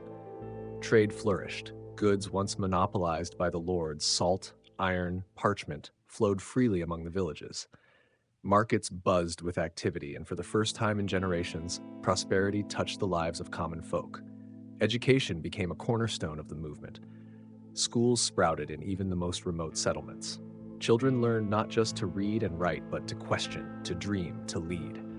Elders once resigned to the status quo now taught history, not the sanitized tales of noble lords, but the raw, unfiltered stories of their own struggles and triumphs. But with growth came challenges. Not all were pleased with the League's rise. Displaced lords, their coffers dwindling, sought to reclaim their lost dominions. Mercenaries were hired, spies dispatched. Sabotage became a constant threat. One night, a fire engulfed the granary of a key member village. The loss was devastating, but instead of despair, the League responded with unity. Neighboring villages pooled their reserves, ensuring no one went hungry. Investigations were launched, and the perpetrators, agents of a disgraced baron, were apprehended and brought to justice. The incident underscored the need for a dedicated defense force. Thus, the Sentinel Corps was established, a volunteer army trained not for conquest but for protection. Drawn from all walks of life, these men and women became the guardians of the League's ideals. As seasons turned, the League's influence extended beyond its borders. Distant regions, hearing tales of this egalitarian federation, sent envoys seeking guidance. Some joined the League, others adapted its principles to their unique contexts. A ripple effect spread across the land, like challenging centuries-old hierarchies. Thomas, reflecting on the journey, often marveled at the transformation. From a single act of defiance in a snow-covered village to a widespread movement reshaping the realm, it was a testament to the power of collective action. Yet, he remained vigilant. "Complacency is our enemy," he reminded the assembly. "We must remember our roots, our struggles, and ensure that power remains with the people." The League, ever adaptive, took his words to heart. Regular audits ensured transparency. Leadership roles rotated, preventing the rise of new hierarchies. Feedback loops were established, allowing even the most remote villager to voice concerns. As the League approached its 5th anniversary, celebrations were planned. Festivals, storytelling sessions, and communal feasts were organized across member villages. It was not just a commemoration of survival, but a celebration of a new way of life, one rooted in equity, collaboration, and hope. In Alder Vale, where it all began, a monument was erected, not of stone or metal, but of intertwined trees from each member village, symbolizing unity in diversity. Children played beneath its canopy, elders shared tales in its shade, and travelers paused to reflect on the journey of a people who dare to dream. And as the sun set, casting golden hues over the landscape, one thing was clear: the League of Free Villages was not just a political entity, it was a testament to the indomitable spirit of humanity, a beacon for generations to come. The League of Free Villages had grown from a spark into a wildfire, its flames licking at the foundations of the old order. Honor. Alder Vale, once a solitary beacon of defiance, now stood at the heart of a burgeoning movement. Villages across the realm, inspired by its stand against tyranny, began to rise. The League was no longer a mere alliance, it was a revolution in motion. Thomas, the reluctant leader turned symbol of hope, found himself at the helm of this transformation. Meetings that once involved a handful of villagers now convened representatives from dozens of communities. Each brought tales of struggle, resilience, and an unwavering desire for autonomy. Johanna Farur, ever the strategist, proposed a bold initiative, a council to unify the disparate voices. "We need a forum," she asserted, "where every village, regardless of size, has a voice, a place to share resources, strategies, and dreams." The idea resonated. Soon, the Grand Assembly was born, a rotating council that met monthly, its location shifting among member villages to ensure inclusivity. The Assembly's early sessions were chaotic. Farmers debated with blacksmiths, healers clashed with hunters. But amidst the cacophony, a shared vision emerged. A federation of free communities, bound not by borders, but by mutual respect and shared purpose. As the League solidified, so did its infrastructure. Messengers, once solitary riders braving treacherous paths, now traveled established routes, protected by volunteer militias. Trade flourished. Goods once monopolized by the lords, salt, iron, parchment, flowed freely among the villages. Markets buzzed with activity, and for the first time in generations, prosperity touched the lives of common folk. Education became a cornerstone of the movement. Schools sprouted in even the most remote settlements. Children learned not just to read and write, but to question, to dream, to lead. Elders, once resigned to the status quo, now taught history, not the sanitized tales of noble lords, but the raw, unfiltered stories of their own struggles and triumphs. But with growth came challenges. Not all were pleased with the League's rise. Displaced lords, their coffers dwindling, sought to reclaim their lost dominions. Mercenaries were hired, spies dispatched, sabotage became a constant threat.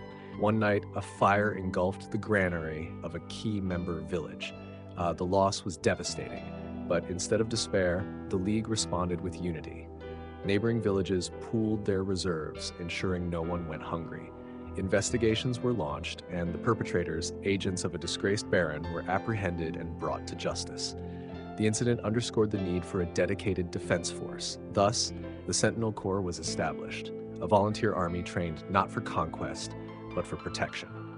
Drawn from all walks of life, these men and women became the guardians of the League's ideals. As seasons turned, the League's influence extended beyond its borders. Distant regions, hearing tales of this egalitarian federation, sent envoys seeking guidance. Some joined the League, others adapted its principles to their unique contexts. A ripple effect spread across the land, challenging centuries-old hierarchies. Thomas, reflecting on the journey, often marveled at the transformation. From a single act of defiance in a snow-covered village to a widespread movement reshaping the realm, it was a testament to the power of collective action. Yet, he remained vigilant. "Complacency is our enemy," he reminded the assembly. "We must remember our roots, our struggles, and ensure that power remains with the people." The League, ever adaptive, took his words to heart. Regular audits ensured transparency. Leadership roles rotated, preventing the rise of new hierarchies. Feedback loops were established, allowing even the most remote villager to voice concerns. As the League approached its 5th anniversary, celebrations were planned. Festivals, storytelling sessions, and communal feasts were organized across member villages. It was not just a commemoration of survival, but a celebration of a new way of life, one rooted in equity, collaboration, and hope. In Alder Vale, where it all began, a monument was erected, not of stone or metal, but of intertwined trees from each member village, symbolizing unity and diversity. Children played beneath its canopy, elders shared tales in its shade, and travelers paused to reflect on the journey of a people who dared to dream.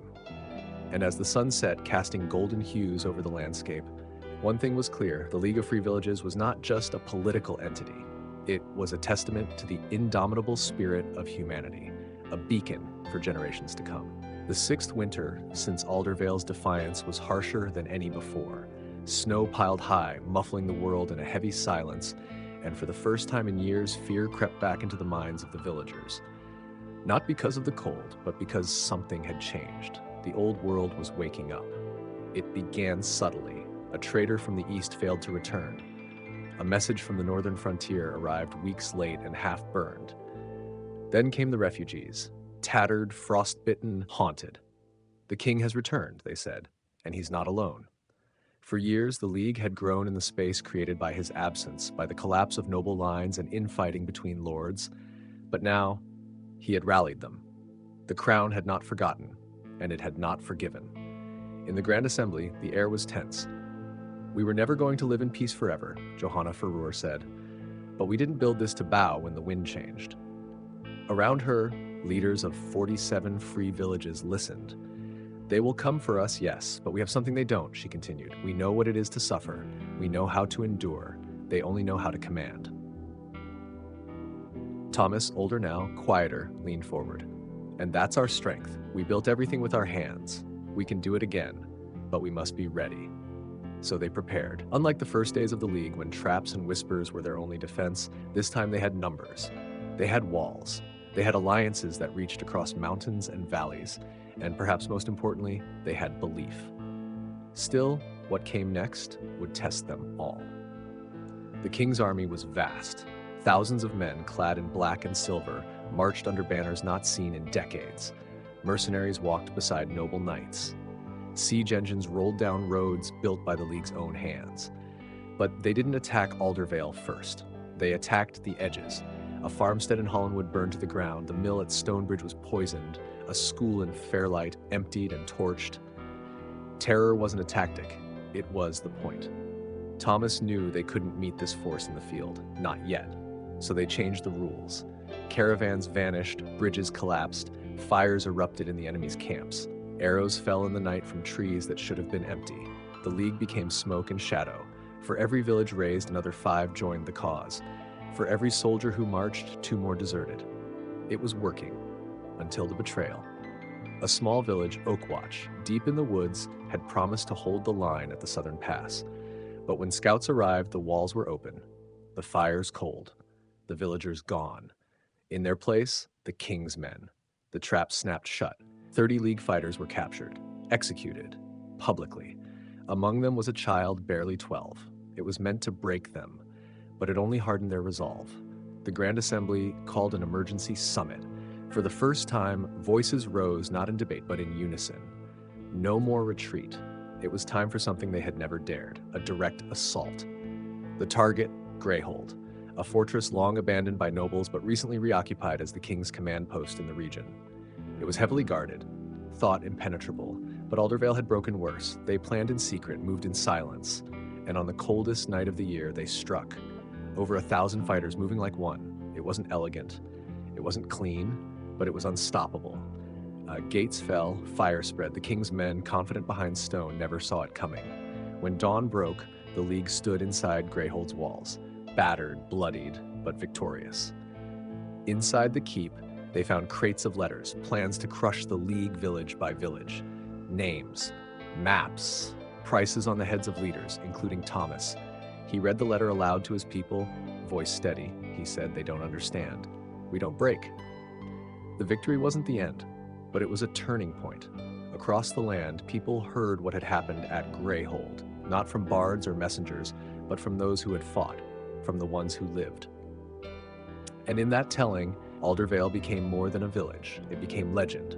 The king, now wounded in pride and power, pulled back, not because he was defeated, but because he realized the cost of continuing. Rebellion wasn't an ember anymore, it was a firestorm. And even he knew, no crown can rule what refuses to kneel. The flames of rebellion had not only scorched the old order, but had also illuminated a new path forward. The League of Free Villages, once a fragile alliance of defiant communities, now stood as a formidable force, challenging the very foundations of feudal tyranny. In the aftermath of the victory at Greyhold, the League's influence spread like wildfire. Villages that had once cowered under the yoke of oppressive lords now found the courage to rise. The ideals of self-governance, mutual aid, and collective defense resonated across the land. Thomas, the reluctant leader turned symbol of hope, found himself at the helm of a burgeoning movement. His days were consumed by councils, strategy sessions, and the ever-present challenge of uniting diverse communities under a common cause. Johanna Furore, ever the strategist, proposed the establishment of a centralized council to coordinate efforts and ensure that the League's principles remained intact. The Grand Assembly was born, a rotating council that met monthly, its location shifting among member villages to ensure inclusivity. The Assembly's early sessions were chaotic. Farmers debated with blacksmiths, healers clashed with hunters. But amidst the cacophony, a shared vision emerged. A federation of free communities, bound not by borders, but by mutual respect and shared purpose. As the League solidified, so did its infrastructure. Messengers, once solitary riders braving treacherous paths, now traveled established routes protected by volunteer militias. Trade flourished. Goods once monopolized by the lords, salt, iron, parchment, flowed freely among the villages. Markets buzzed with activity, and for the first time in generations, prosperity touched the lives of common folk. Education became a cornerstone of the movement. Schools sprouted in even the most remote settlements. Children learned not just to read and write, but to question, to dream, to lead. Elders, once resigned to the status quo, now taught history, not the sanitized tales of noble lords, but the raw, unfiltered stories of their own struggles and triumphs. But with growth came challenges. Not all were pleased with the League's rise. Displaced lords, their coffers dwindling, sought to reclaim their lost dominions. Mercenaries were hired, spies dispatched. Sabotage became a constant threat. One night, a fire engulfed the granary of a key member village. The loss was devastating. But instead of despair, the League responded with unity. Neighboring villages pooled their reserves, ensuring no one went hungry. Investigations were launched, and the perpetrators, agents of a disgraced baron, were apprehended and brought to justice. The incident underscored the need for a dedicated defense force. Thus, the Sentinel Corps was established, a volunteer army trained not for conquest, but for protection. Drawn from all walks of life, these men and women became the guardians of the League's ideals. As seasons turned, the League's influence extended beyond its borders. Distant regions, hearing tales of this egalitarian federation, sent envoys seeking guidance. Some joined the League, others adapted its principles to their unique contexts. A ripple effect spread across the land, challenging centuries-old hierarchies. Thomas, reflecting on the journey, often marveled at the transformation. From a single act of defiance in a snow-covered village to a widespread movement reshaping the realm, it was a testament to the power of collective action. Yet he remained vigilant. Complacency is our enemy, he reminded the assembly. We must remember our roots, our struggles, and ensure that power remains with the people. The League, ever adaptive, took his words to heart. Regular audits ensured transparency. Leadership roles rotated, preventing the rise of new hierarchies. Feedback loops were established, allowing even the most remote villager to voice concerns. As the League approached its 5th anniversary, celebrations were planned. Festivals, storytelling sessions, and communal feasts were organized across member villages. It was not just a commemoration of survival, but a celebration of a new way of life, one rooted in equity, collaboration, and hope. In Aldervale, where it all began, a monument was erected, not of stone or metal, but of intertwined trees from each member village, symbolizing unity and diversity. Children played beneath its canopy, elders shared tales in its shade, and travelers paused to reflect on the journey of a people who dared to dream. And as the sun set, casting golden hues over the landscape, one thing was clear. The League of Free Villages was not just a political entity. It was a testament to the indomitable spirit of humanity, a beacon for generations to come. The League of Free Villages had weathered many storms, but none as formidable as the one now brewing on the horizon. The victory at Greyhold had been a beacon of hope, a testament to the resilience and unity of the common folk. Yet in the shadows, the remnants of the old regime conspired, seeking to reclaim their lost dominion. Thomas, the steadfast leader of the League, stood atop the watchtower of Aldervale, gazing across the frost-kissed fields. The air was thick with anticipation, the kind that precedes a tempest. He knew that the battle for freedom was far from over. In the Grand Assembly, voices rose in fervent debate. Some advocated for fortifying defenses, while others urged for diplomatic overtures. Johanna Furore, ever the voice of reason, proposed a dual approach. Prepare for war, but extend a hand of peace. We must show them that our strength lies not just in arms, but in our unity and resolve. she asserted. Scouts reported movements along the eastern borders, columns of soldiers bearing the insignia of the old lords. Villages that had once pledged allegiance to the League now faced the threat of retribution. The Sentinel Corps mobilized, their ranks bolstered by volunteers ready to defend their hard-won liberties. Amidst the preparations, a missive arrived from the remnants of the nobility. It was a summons to parley, an invitation to negotiate terms of coexistence. The assembly was divided. Was this a genuine offer or a ploy to sow discord? After much deliberation, it was decided that a delegation would attend, with Thomas and Johanna at its helm. The meeting took place in the ruins of an ancient monastery, a neutral ground steeped in history. The nobles, clad in their finery, presented their terms. The League would retain autonomy but acknowledge the sovereignty of the crown. Thomas responded with measured firmness, "We seek peace, but not at the cost of our freedom. Sovereignty lies with the people." Negotiations reached an impasse. As the delegation departed, a sense of foreboding settled over them. The path ahead was uncertain, but their resolve remained unshaken. Back in Aldervale, preparations intensified.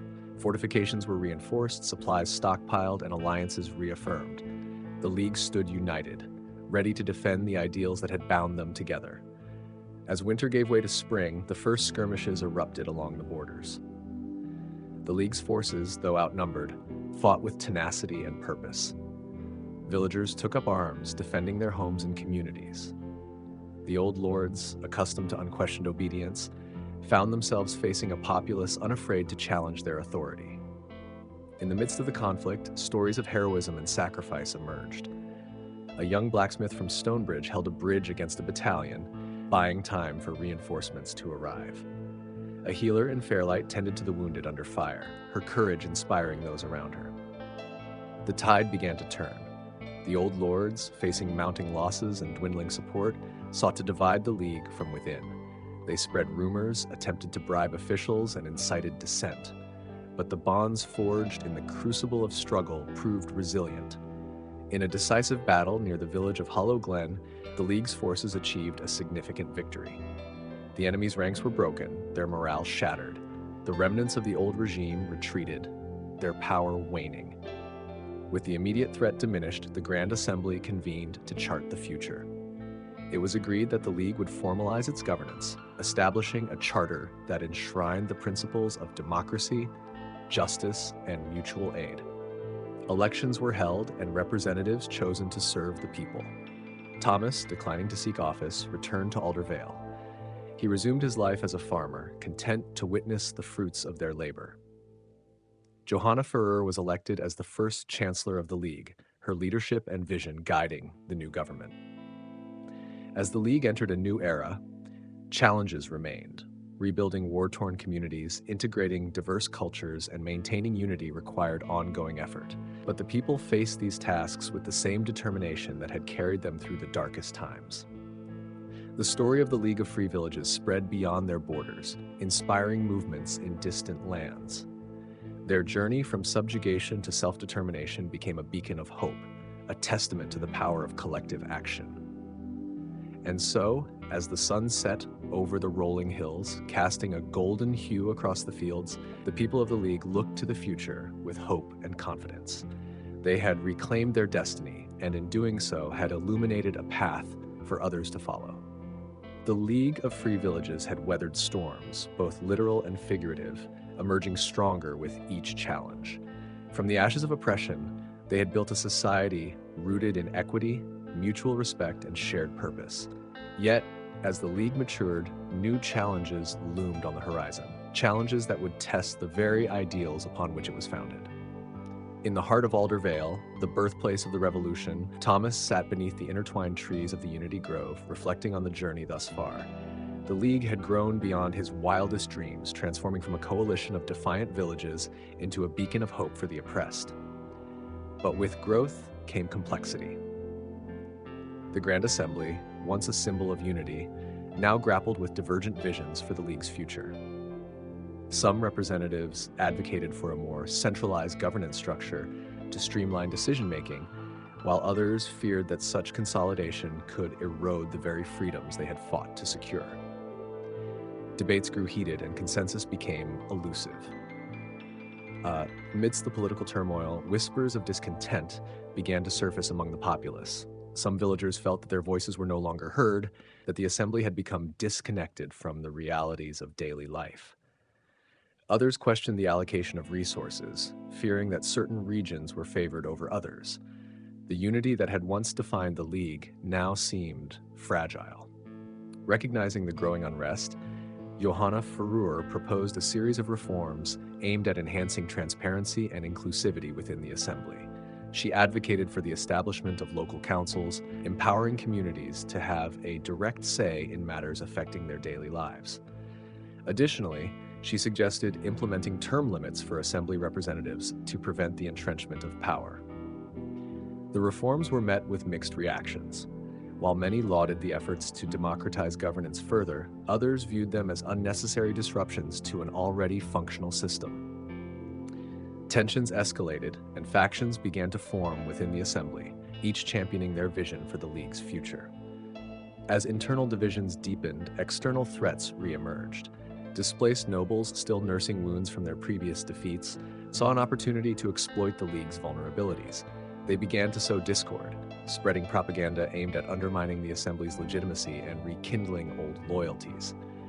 Sabotage and espionage became tools in their arsenal, further destabilizing the fragile unity. In response, the Sentinel Corps intensified their vigilance, working tirelessly to root out infiltrators and protect the League's institutions. Their efforts, though commendable, could not quell the growing sense of unease permeating the villages. The dream of a harmonious society seemed to be slipping away. Amidst the chaos, a new generation of leaders began to emerge.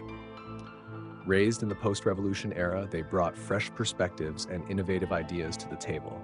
Among them was Alara, a young educator from Fairlight, who championed the integration of civic education into school curricula, emphasizing the importance of active participation in governance. Her initiatives resonated with the youth, igniting a renewed sense of purpose and engagement.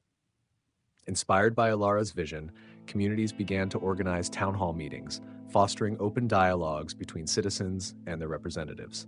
These gatherings served as platforms for airing grievances, proposing solutions, and rebuilding trust. Slowly but surely, the chasm between the assembly and the populace began to narrow. Recognizing the need for unity, Thomas and Johanna convened a special session of the Grand Assembly. In a heartfelt address, Thomas acknowledged the League's growing pains and emphasized the importance of adaptability in the face of change. He urged the Assembly to embrace the evolving needs of the people and to remain steadfast in their commitment to the League's founding principles. The session marked a turning point. The Assembly adopted a series of measures aimed at enhancing transparency, promoting inclusivity, and decentralizing power. Local councils were granted greater autonomy, and mechanisms for citizen feedback were institutionalized. The reforms breathed new life into the League, rekindling the spirit of unity and shared purpose. As the League entered its second decade, it stood as a testament to the resilience and determination of its people. The journey had been fraught with challenges, but each obstacle had served as an opportunity for growth and reflection. The League's story was far from over, but its foundation was stronger than ever.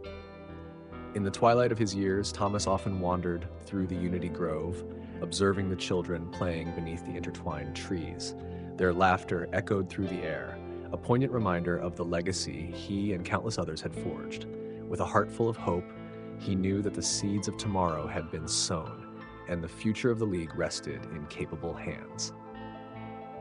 The League of Free Villages, once the embodiment of unity against oppression, was now teetering on the edge of internal fracture. For the first time since the uprising, the greatest threat came not from outside its borders, but from within. Thomas had felt it brewing long before the first public protest. He had seen it in the narrowed eyes of assembly delegates, heard it in the hushed conversations between rival village leaders, sensed it in the tone of reports that used to carry confidence, but now carried doubt. The Grand Assembly had grown, too fast perhaps. What once was a tight-knit council of resistance had now ballooned into a sprawling political machine. 47 villages had turned into nearly 100, and with growth came division. Not everyone wanted the same future. Some pushed for a centralized republic with strong executive power, clear military structure, and permanent institutions. "We are a nation now," argued Hector of Red Hollow. "We need strength, not sentiment." Others recoiled at the suggestion. "We didn't tear down the lords just to build new ones," shouted Mira of Dunridge, her voice echoing through the Great Hall. These weren't mere policy debates anymore. They were ideological battles about who the League was and who it was becoming. In Aldervale, the villagers sensed the tension even from afar. Trade slowed. Regional patrols grew more rigid. Delegates who once shared bread now refused to sit at the same table. And then came the fire. The village of Three Oaks, a longtime ally of Aldervale, went up in flames one night. Officially, it was blamed on a lightning strike. Unofficially, whispers swirled that it had been sabotage by a faction unhappy with Three Oaks' support for decentralization. The tragedy rocked the League. Mourning turned quickly into blame. At the emergency assembly, angry fingers pointed across the table. Accusations were hurled, trust shattered like glass. Thomas rose to speak, weary but unshaken. "If we tear each other apart," he said, "we do the Lord's work for them." But even he knew it might be too late to stop the unraveling. Meanwhile, outside forces began to circle. Exiled nobles, sensing weakness, formed a fragile coalition. With gold from the east and mercenaries from the south, they plotted to take back their lands, not through battle, but through corruption. Bribes were offered. Villages were promised protection and prosperity in exchange for secession from the League. Some accepted. Others resisted and were punished. The border village of Flintmere was overrun in a single night, not by soldiers, but by masked men who claimed to be liberators. When League sentinels arrived the next morning, they found walls painted with the sigil of a long-dead duke. A new threat had emerged, one that didn't march in columns or wave banners. It infiltrated minds, turned friends into informants, and used fear as a weapon. Johanna Ferrer, now Chancellor of the League, proposed an audacious plan, a renewed oath of unity. Every village would send its leaders to a massive summit in the Vale. They would swear, not to the assembly, not to a person, but to each other, to the idea of the League. Some called it naive, others called it desperate, but Thomas supported it. "We don't need new rules," he said. "We need to remember why we started." And so, under the banner of twilight, thousands traveled to Aldervale. They gathered in the open field where the first torch had been raised years ago. Around them stood the intertwined trees of the Unity Grove, older now, stronger. One by one, the delegates spoke, not speeches, but stories, of hardship, of hope, of why their people had fought. Then, in unison, they raised their hands and repeated the oath. "We stand not above, but beside. We build not for power, but for peace. We rise together." It was imperfect. Some still grumbled, a few left before the words were spoken, but most stayed. The next morning, the Assembly passed a new charter. It allowed for regional councils, increased transparency, and term limits. It wasn't a compromise, it was a transformation. Unity, not through control, but through shared vision. In the months that followed, the League stabilized. Trade resumed. The Sentinels reclaimed Flintmere. The Nobles' coalition fractured under the weight of its own ambition. And yet, Thomas knew the League would never be the same again. It had grown beyond rebellion. It had become a nation, not in borders, but in belief. And belief, he knew, was the most fragile, most powerful thing of all. The League of Free Villages had once been the stuff of whispered dreams and quiet rebellion. Born in the backwoods of Aldervale, it grew into a symbol of hope, a new way of living beyond the grip of lords and kings. But revolutions have a strange way of circling back on themselves. As the League matured, cracks began to form, not from war, but from growth, from within. Thomas saw it before most did. He wasn't just a farmer or a former rebel anymore. He was a symbol, an icon whose shadow loomed large over every assembly meeting. And it wasn't a role he cherished. As he walked through the bustling markets of Aldervale, he saw the cost of peace, people bickering over trade routes, delegates arguing about jurisdiction, and children learning not just freedom, but bureaucracy. The latest debate in the assembly revolved around the establishment of a central judiciary. "We cannot allow every village to interpret the law on its own," argued Chancellor Johanna Ferrer, her voice echoing through the great wooden hall. Without a common standard, we are not a league, we're just neighbors pretending. Her opponents weren't silent. Mira from Dunridge, a fiery voice of independence, retorted, "And what happens when that standard is used against the people, Johanna? We fought to destroy crowns, not to forge new ones with nicer names." The crowd roared, some in agreement, others in frustration. Outside the chamber, whispers spread. Some claimed Johanna sought to make herself a queen in all but name. Others feared Dunridge and a few western villages were conspiring to secede if their autonomy wasn't respected. Meanwhile, an old threat began to resurface. Along the southern borders, mercenaries and exiled nobles had begun regrouping. Their strategy this time wasn't invasion, it was corruption. Bribes found their way into local councils. Propaganda spread through inns and marketplaces. "The League can't feed you," read one parchment nailed to a barn door, "but the old lords will." Some believed it. In Broad Hill, one of the founding villages, unrest turned into open defiance. The mayor there announced they would no longer recognize assembly decisions unless voted on locally. It was a fracture, small but dangerous, because fractures spread. Thomas and Johanna met in private under the Unity Grove. "You were right," Thomas said, brushing a leaf from his shoulder. "We need to remember what we're fighting for." Johanna nodded. "We fought to build a world where power serves the people, not the other way around. That dream is being twisted by fear." Together they proposed the Unity Summit, a gathering of every village, large and small, to reaffirm the League's shared values. It would be a risk. The assembly was already divided. But Thomas believed that people, when given a choice, would choose each other over chaos. The summit was held in Alder Vale under open skies. Hundreds gathered. Tents lined the riverbank. Children played while their parents debated the future of their world. At the center stood a new monument, a ring of stones carved with each village's name surrounding the unity tree. Thomas addressed the crowd. "We are not perfect, we never were. But perfection was never the point.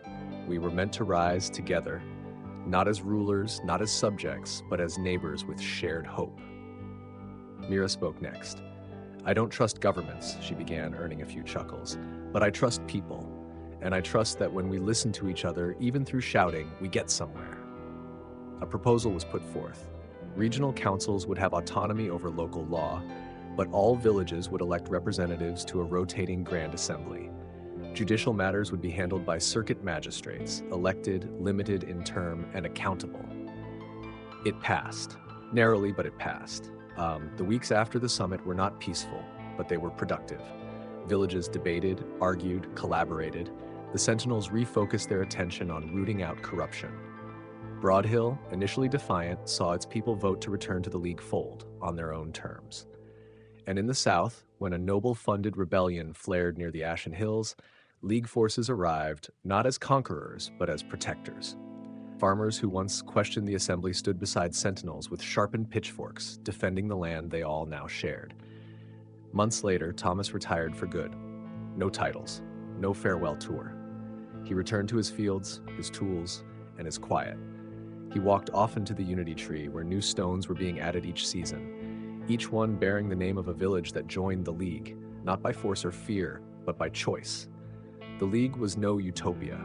It was noisy, chaotic, and deeply human. But it was real, and for Thomas that was enough. The fires of rebellion had long cooled, but the embers of uncertainty still glowed beneath the ashes. For all its structure, for all its ideals, the League of Free Villages had not yet found peace. It had only found a new kind of vigilance. Unity, hard-won and dearly held, was beginning to feel like a delicate dance on a thin rope. Thomas had returned to a quieter life, but peace was an illusion for a man like him. Every morning, as he tended his field and walked the ridges of Alder Vale, messengers found him. Warnings of smuggling routes re-emerging near the eastern frontier, reports of unrest among younger villagers who had never known the boot of the lords and now questioned the very need for the League. Anonymous pamphlets with titles like Freedom or Federation had started showing up in towns and taverns. In one chilling moment, a group of armed men seized the small outpost of Ravengate, once loyal to the League, now declaring themselves an independent commonwealth of the Free South. They claimed to fight in the name of decentralization, but intelligence suggested outside influence. gold from exiled nobility and supplies marked with foreign seals. The Grand Assembly, meanwhile, had grown sluggish. Procedures meant to ensure fairness had bogged down in redundancy. Proposals sat idle for weeks. Urgent warnings were lost in protocol. The very democracy they had built was starting to creak under its own weight. "We are drowning in our own ideals," Johanna Ferrer told a closed chamber of senior leaders. "A fire is coming, and we are arguing over how to spell bucket."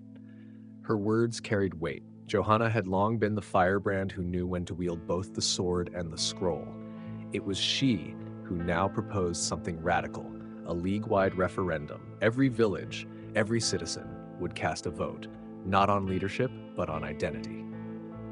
Would the League remain a loose alliance with semi-sovereign regions, or evolve into a republic with shared governance and enforceable law? The announcement shook the land. Some hailed it as the ultimate test of trust in the people. Others called it madness, arguing that giving voice to so many unfiltered sentiments would be the end of unity altogether. Villages held town halls that turned into shouting matches. Debates spilled into marketplaces and family dinners. The League was being forced to look into a mirror, and not everyone liked what they saw. Thomas was asked to campaign. He declined. "I won't tell people what to choose," he said. "We taught them to think for themselves. Now we see if they learned." Voting day came under a gray sky. No banners, no speeches, just long lines at town squares, hushed conversations, and ink-stained fingers. In Alder Vale, a child asked her father why everyone was so quiet. He replied, "Because today we're not just talking about laws, we're talking about who we are." The results were closer than anyone predicted. By a narrow margin, the people chose transformation.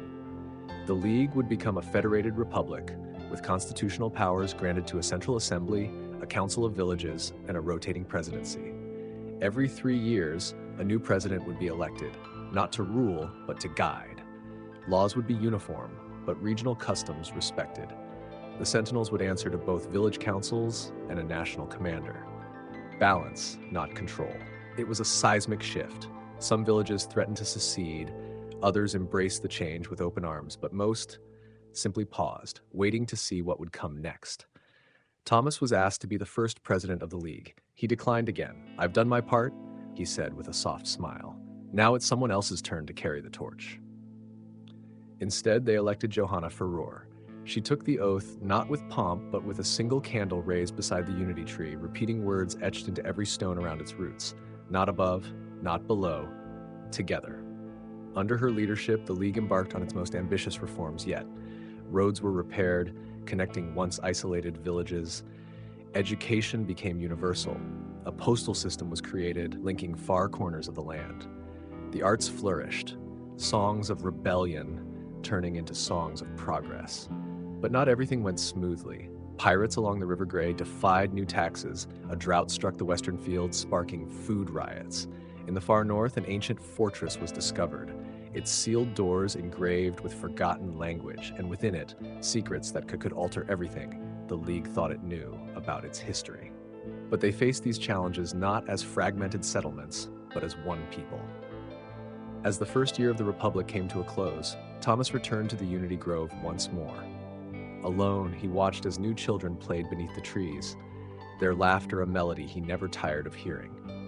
A young boy approached him and asked, "Are you the man from the story?" Thomas smiled. "No," he said gently. "I just helped start it." And the story, it seemed, was only just beginning. The first anniversary of the Republic dawned beneath a sky the color of iron. A soft drizzle clung to the cobblestones of Alder Vale as bells rang, not in celebration, but remembrance. The people gathered in silence beneath the Unity Tree, the heart of the League, where the names of every village were carved into stone. What began as rebellion had become law. What began with torches had turned into ledgers and councils. But peace, they were learning, was its own kind of war. President Johanna Ferrer stood before the assembly, her voice even, her back straight. "A republic is not a throne you sit upon, it's a burden you carry, and ours has only just begun." While reforms had brought order, education for all, common justice, shared defense, they had also stirred unrest. In the outer reaches, some villages saw the new structure as bureaucracy wrapped in velvet. They remembered the revolution not as the triumph of democracy, but of defiance. and defiance, once lit, does not easily extinguish. In the marshlands of Viralo, a new faction had taken root. They called themselves the Emberborn, descendants of the original rebels who believed the League had grown too soft, too slow, too comfortable. Their leader, a masked orator known only as Ash, claimed the Republic had become the very tyranny it once burned. Their symbol, a burning oak, spread like ink across southern barns and guard posts. Thomas, now retired but always listening, was the first to warn Johanna. "They're not after seats in the assembly," he said. "They want to bring down the tree and salt the roots." The sentinels moved to investigate, but Viralo proved difficult ground. Swamps swallowed horses, villagers spoke in half-truths, disappearances followed. A magistrate vanished on patrol, a storehouse went up in flames, and still no sign of Ash. Meanwhile, the assembly grew divided on how to respond. The Council of Villages urged caution and negotiation. Others, particularly younger representatives who had never known the Lord's rule, demanded swift action. "This isn't debate," said Councillor Wren of Blackridge. "It's sedition." But Johanna hesitated. Her years as a rebel taught her not to underestimate the power of perception. If the Republic cracked down too hard, they'd become the villain in someone else's story. In secret, she sent Thomas to Viralo, not as a soldier, but as a man of memory. He traveled in disguise, sleeping in barns, eating with laborers. What he found wasn't hatred, but heartbreak. The people of Viralo hadn't rejected the League out of spite. They felt forgotten. Floods had ruined their crops. Repairs promised by the capital never came. In one hamlet, he found children sharing a single book by candlelight. Their teacher wept when she realized who he was. "You told us we mattered," she said. "But your voice got quiet when the rain came." Thomas returned with a simple message. Viralo didn't need punishment, it needed to be heard. Johanna listened. Instead of deploying troops, she rode south with her entire cabinet. On horseback, no banners, no guards. When she arrived in Viralo Square, hundreds gathered. There were no cheers, only eyes that weighed every word. "I am not here to speak," she said. "I am here to listen." For 6 days, she stayed. She visited schools, walked dikes, helped repair a windmill with her own hands. When she finally spoke again, her speech was brief. "The Republic is only as strong as its silence is short, and we've been too silent for too long." It worked. Slowly, the Emberborn lost their voice. Ash, whose real name was revealed to be a failed noble's son, fled westward and was never seen again. The Viralo reforms became a blueprint. The League launched an initiative called Root and Branch, a promise that no village, no matter how small, would be left without direct aid, equal voice, and the chance to shape national policy. But the Republic had more than internal fires to fight. On its eastern borders, rumors stirred of a vast fleet assembling. Merchant kings from beyond the Gray Sea who viewed the League's unity as both opportunity and threat. Treaties were proposed, then mysteriously retracted. Spies were caught in port cities, bearing coins stamped with unfamiliar crests. Thomas, ever watchful, visited Johanna one last time. "You built this place better than any of us dreamed," he said. "But the world won't stop spinning and storms don't knock." Johanna smiled, tired but proud. "Then we build better sails." The League began constructing its first naval fleet, not of war, but of readiness. It sent diplomats east and engineers west. It established a common language curriculum, so every child could speak to every other child, no matter where they lived. Unity, they had learned, wasn't just about government, it was about story. And the League's story, once written in blood and fire, was now being written in hope. On the second anniversary of the Republic, Thomas passed quietly in his sleep beneath the very tree he helped plant. His funeral was simple. His eulogy was read by a child from Viralo who quoted his favorite line, "Freedom is not the fire, it's the hand that carries the torch." And so the League carried on, scarred, stronger, and unshaken. The embers of rebellion had cooled, but in their place, something even brighter had been born. A year after Thomas's passing and Johanna's historic journey to Viralo, the League had grown into something once thought impossible. A republic not bound by conquest or birthright, but by trust. Its people, spread across valleys, rivers, mountains, and coasts, were beginning to feel like one people. But unity, as always, is a fragile miracle, and peace has a funny way of hiding cracks beneath its polished surface. It started quietly. A merchant ship out of Eastwell delayed 3 weeks by unusual inspections. A village on the coast of Red Marsh denied timber for repairs, while newer settlements inland were flush with supplies. Complaints flooded the new Office of Regional Equity. At first, they were logged and filed. Then they were ignored. Slowly, whispers returned. Has the Republic forgotten its shores? Red Marsh was the League's eldest sibling, one of the first villages to raise arms against the Old Lords, one of the first to vote for unity. But now it was overlooked, so its people stopped waiting. They formed their own council. Not an act of rebellion, they claimed, just regional efficiency. Johanna was furious, not at the council, but at her ministers. If they feel unheard, then we've already failed. But Red Marsh's defiance inspired others. In the north, the snowbound highlands of Wynacliffe established a local militia, citing slow sentinel response times. In the southeast, a coalition of farming villages began pooling resources, bypassing the central treasury altogether. The assembly debated. Some called for compromise. Others, especially from the League's youngest, fastest-growing towns, demanded retribution. They reaped the benefits of unity, said one delegate from Mournbridge, but now wish to stand apart when it's their turn to give. Tensions flared. Johanna's advisors urged her to act, send a message. She refused. Instead, she returned to the road, first to Red Marsh, then to Wynacliffe. She spoke not from platforms, but from porches. Her message was simple. You are not forgotten. You are the reason this republic exists. Many listened. Some didn't. And then came the storm. A trade ship, the Elnora, vanished between Red Marsh and the northern straits. Weeks later, wreckage washed ashore with no signs of the crew. Evidence pointed not to pirates, but sabotage. Someone had struck from within. Panic followed. Johanna convened an emergency assembly session. Her voice, once calm and deliberate, now carried steel. This was not nature. This was message. Someone within our own borders has declared war, not with weapons, but with silence. The Sentinel Command launched an investigation. Evidence led to a rogue cell operating out of the Werwood region, a dense forest that had long resisted central oversight. There, under ancient trees, the investigators found more than they expected. Weapons caches, coded documents, and plans for coordinated disruption across the League. They called themselves the Tide. Not rebels, not anarchists, but correctionists. Their belief, the Republic had strayed from its roots, that the Assembly had become an empire in disguise. Their goal, reset. Not to destroy the League, but to return it to a purer, earlier version, before presidents, before taxes, before foreign treaties. Their leader? No one knew. Only a symbol, a tidal wave curling around a cracked oak. As panic gripped the capital, the Assembly fractured further. Emergency powers were proposed, martial law in coastal regions, curfews, surveillance. Johanna stood firm.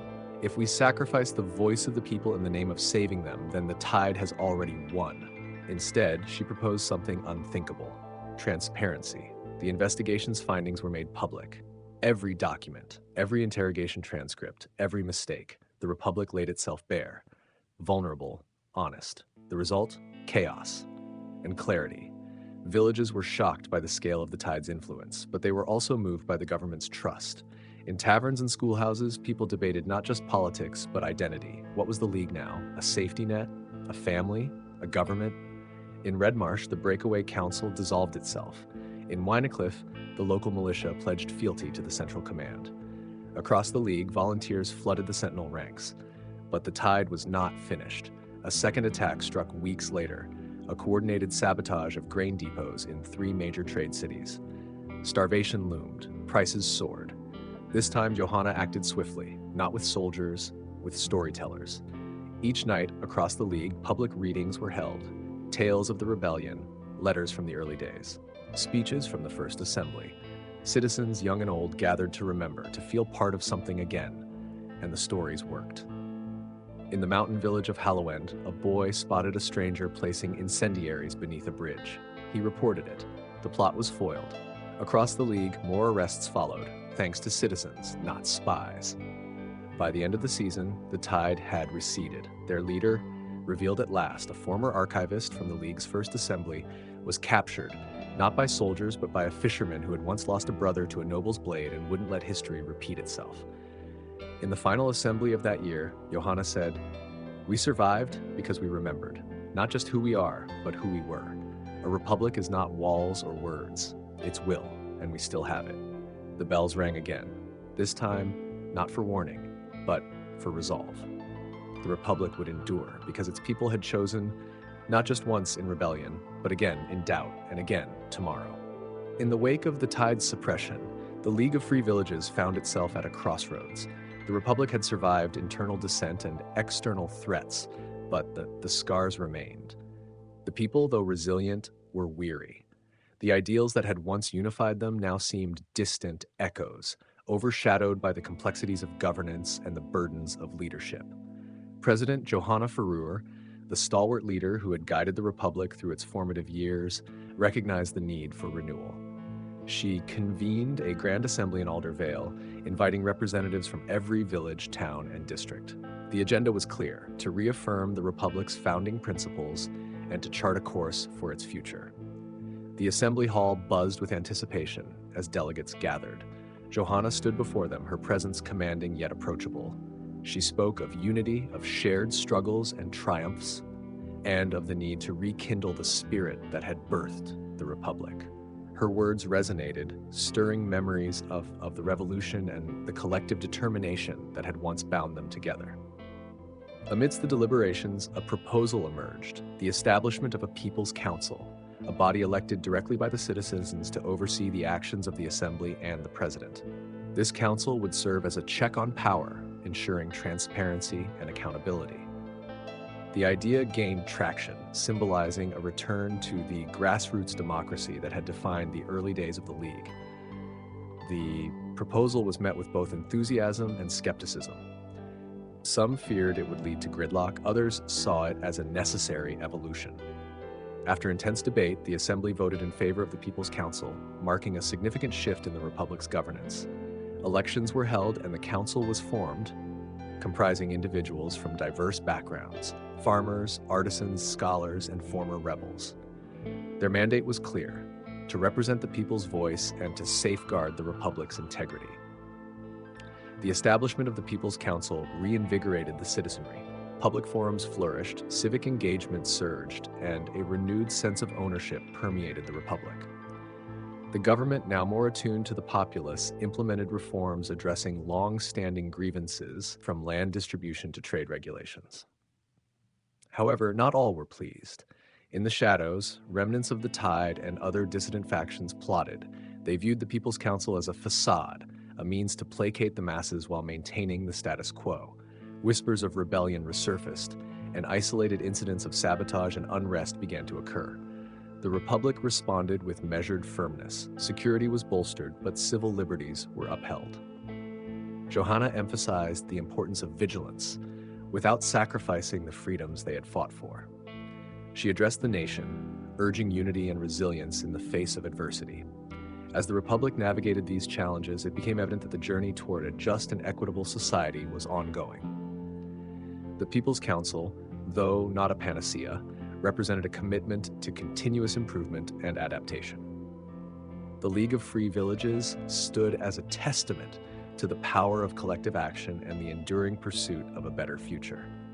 In the years that followed, the Republic would face new trials and transformations, but the foundations laid during this period, the reaffirmation of democratic principles, the establishment of checks and balances, and the rekindling of civic engagement, would serve as a guiding light, illuminating the path forward for generations to come.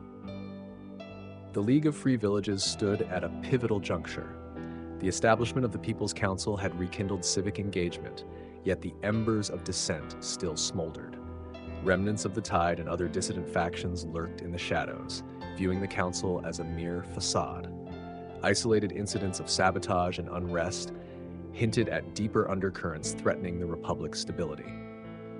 President Johanna Ferrer, ever vigilant, recognized the need for proactive measures. She initiated a series of town hall meetings across the Republic, aiming to bridge the growing chasm between the central government and its constituents. These gatherings provided a platform for citizens to voice concerns, fostering transparency and trust. In the coastal village of Red Marsh, a community once at odds with the Assembly, the town hall revealed lingering grievances. Fishermen spoke of declining catches and unfair trade practices, while artisans lamented the lack of support for local industries. Johanna listened intently, acknowledging their struggles and promising actionable solutions. Simultaneously, intelligence reports indicated that dissident factions were exploiting such grievances to foment unrest.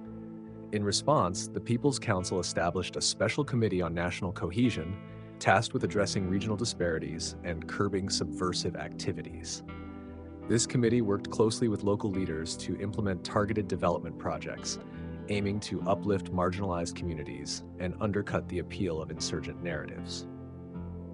Despite these efforts, tensions escalated when a coordinated series of attacks disrupted key infrastructure in the northern provinces. Communication lines were severed and supply routes compromised, leading to widespread panic. The Assembly convened an emergency session, debating the imposition of martial law in affected areas. Johanna, however, cautioned against heavy-handed measures. Drawing from the Republic's foundational principles, she advocated for a balanced approach, strengthening security while safeguarding civil liberties. Her stance resonated with many, leading to the deployment of specialized sentinel units trained in community engagement and conflict resolution. These units, operating under the banner of Guardians of Unity, worked alongside local councils to restore order and rebuild trust. Their presence deterred further attacks and facilitated the apprehension of key insurgent leaders. Notably, in the village of Stonebridge, a former stronghold of the Tide, community members aided in dismantling the faction's network, signaling a shift in public sentiment. Amidst these developments, the Republic launched a nationwide initiative titled Voices of the People, encouraging citizens to share their stories and aspirations. This campaign, disseminated through various media, highlighted the diverse tapestry of the League and reinforced a shared identity. Schools incorporated these narratives into curricula, fostering a sense of pride and belonging among the youth. As the Republic navigated these challenges, Johanna reflected on the journey thus far. The path to unity was fraught with obstacles, yet the resilience and determination of the people remained unwavering. The League had evolved from a coalition of villages into a cohesive nation, bound not by coercion, but by a collective commitment to freedom and justice. In a symbolic gesture, the Assembly declared the upcoming year as the Year of Renewal, dedicating it to healing divisions and strengthening the bonds of community. Festivals celebrating regional cultures were organized, and inter-village exchanges promoted mutual understanding. The Republic, forged in the crucible of rebellion, now stood as a testament to the enduring power of unity and the indomitable spirit of its people. In the wake of the Year of Renewal, the League of Free Villages stood at a pivotal juncture. The establishment of the People's Council had rekindled civic engagement, yet the embers of dissent still smoldered. Remnants of the Tide and other dissident factions lurked in the shadows, viewing the council as a mere facade. Isolated incidents of sabotage and unrest hinted at deeper undercurrents threatening the Republic's stability. President Johanna Ferrer, ever vigilant, recognized the need for proactive measures. She initiated a series of town hall meetings across the Republic, aiming to bridge the growing chasm between the central government and its constituents. These gatherings provided a platform for citizens to voice concerns, fostering transparency and trust. In the coastal village of Redmarsh, a community once at odds with the Assembly, the town hall revealed lingering grievances. Fishermen spoke of declining catches and unfair trade practices, while artisans lamented the lack of support for local industries. Johanna listened intently, acknowledging their struggles and promising actionable solutions. Simultaneously, intelligence reports indicated that dissident factions were exploiting such grievances to foment unrest. In response, the People's Council established a special committee on national cohesion, tasked with addressing regional disparities and curbing subversive activities. This committee worked closely with local leaders to implement targeted development projects, aiming to uplift marginalized communities and undercut the appeal of insurgent narratives. Despite these efforts, tensions escalated when a coordinated series of attacks disrupted key infrastructure in the northern provinces. Communication lines were severed and supply routes compromised, leading to widespread panic. The Assembly convened an emergency session, debating the imposition of martial law in affected areas. Johanna, however, caution against heavy-handed measures. Drawing from the Republic's foundational principles, she advocated for a balanced approach, strengthening security while safeguarding civil liberties. Her stance resonated with many, leading to the deployment of specialized sentinel units trained in community engagement and conflict resolution. These units, operating under the banner of Guardians of Unity, worked alongside local councils to restore order and rebuild trust. Their presence deterred further attacks and facilitated the apprehension of key insurgent leaders. Notably, in the village of Stonebridge, a former stronghold of the Tide, community members aided in dismantling the faction's network, signaling a shift in public sentiment. Amidst these developments, the Republic launched a nationwide initiative titled Voices of the People, encouraging citizens to share their stories and aspirations. This campaign, disseminated through various media, highlighted the diverse tapestry of the League and reinforced a shared identity. Schools incorporated these narratives into curricula, fostering a sense of pride and belonging among the youth. As the Republic navigated these challenges, Johanna reflected on the journey thus far. The path to unity was fraught with obstacles, yet the resilience and determination of the people remained unwavering. The League had evolved from a coalition of villages into a cohesive nation, bound not by coercion, but by a collective commitment to freedom and justice. In a symbolic gesture, the Assembly declared the upcoming year as the Year of Consolidation, dedicating it to healing divisions and strengthening the bonds of community. Festivals celebrating regional cultures were organized, and inter-village exchanges promoted mutual understanding. The Republic, forged in the crucible of rebellion, now stood as a testament to the enduring power of unity and the indomitable spirit of its people. And that, my fellow Night Owls, is where we leave our story for now. But before you drift off into dreams of rebellion, oak councils, and masked orators hiding in the shadows, I want to hear from you. What part of this chapter stirred something in you? Was it Johanna's unwavering resolve, the People's Council's fierce debates, or the silent strength of villages finding their voice again? Scroll down and leave us a comment. Tell us where you're watching from and what you'd do if you stood in the assembly hall, lantern in hand, heart pounding. Your words shape this journey as much as the tale itself. So if tonight's story made you think, made you feel, or even made you chuckle at how politics never seem to change, hit that like button. Subscribe to the channel so you never miss a whisper of what comes next. And don't worry, the next tale isn't far behind. Until then, keep the lamp low, the blankets heavy, and your imagination wide open. Good night, brave dreamers. See you in the next chapter.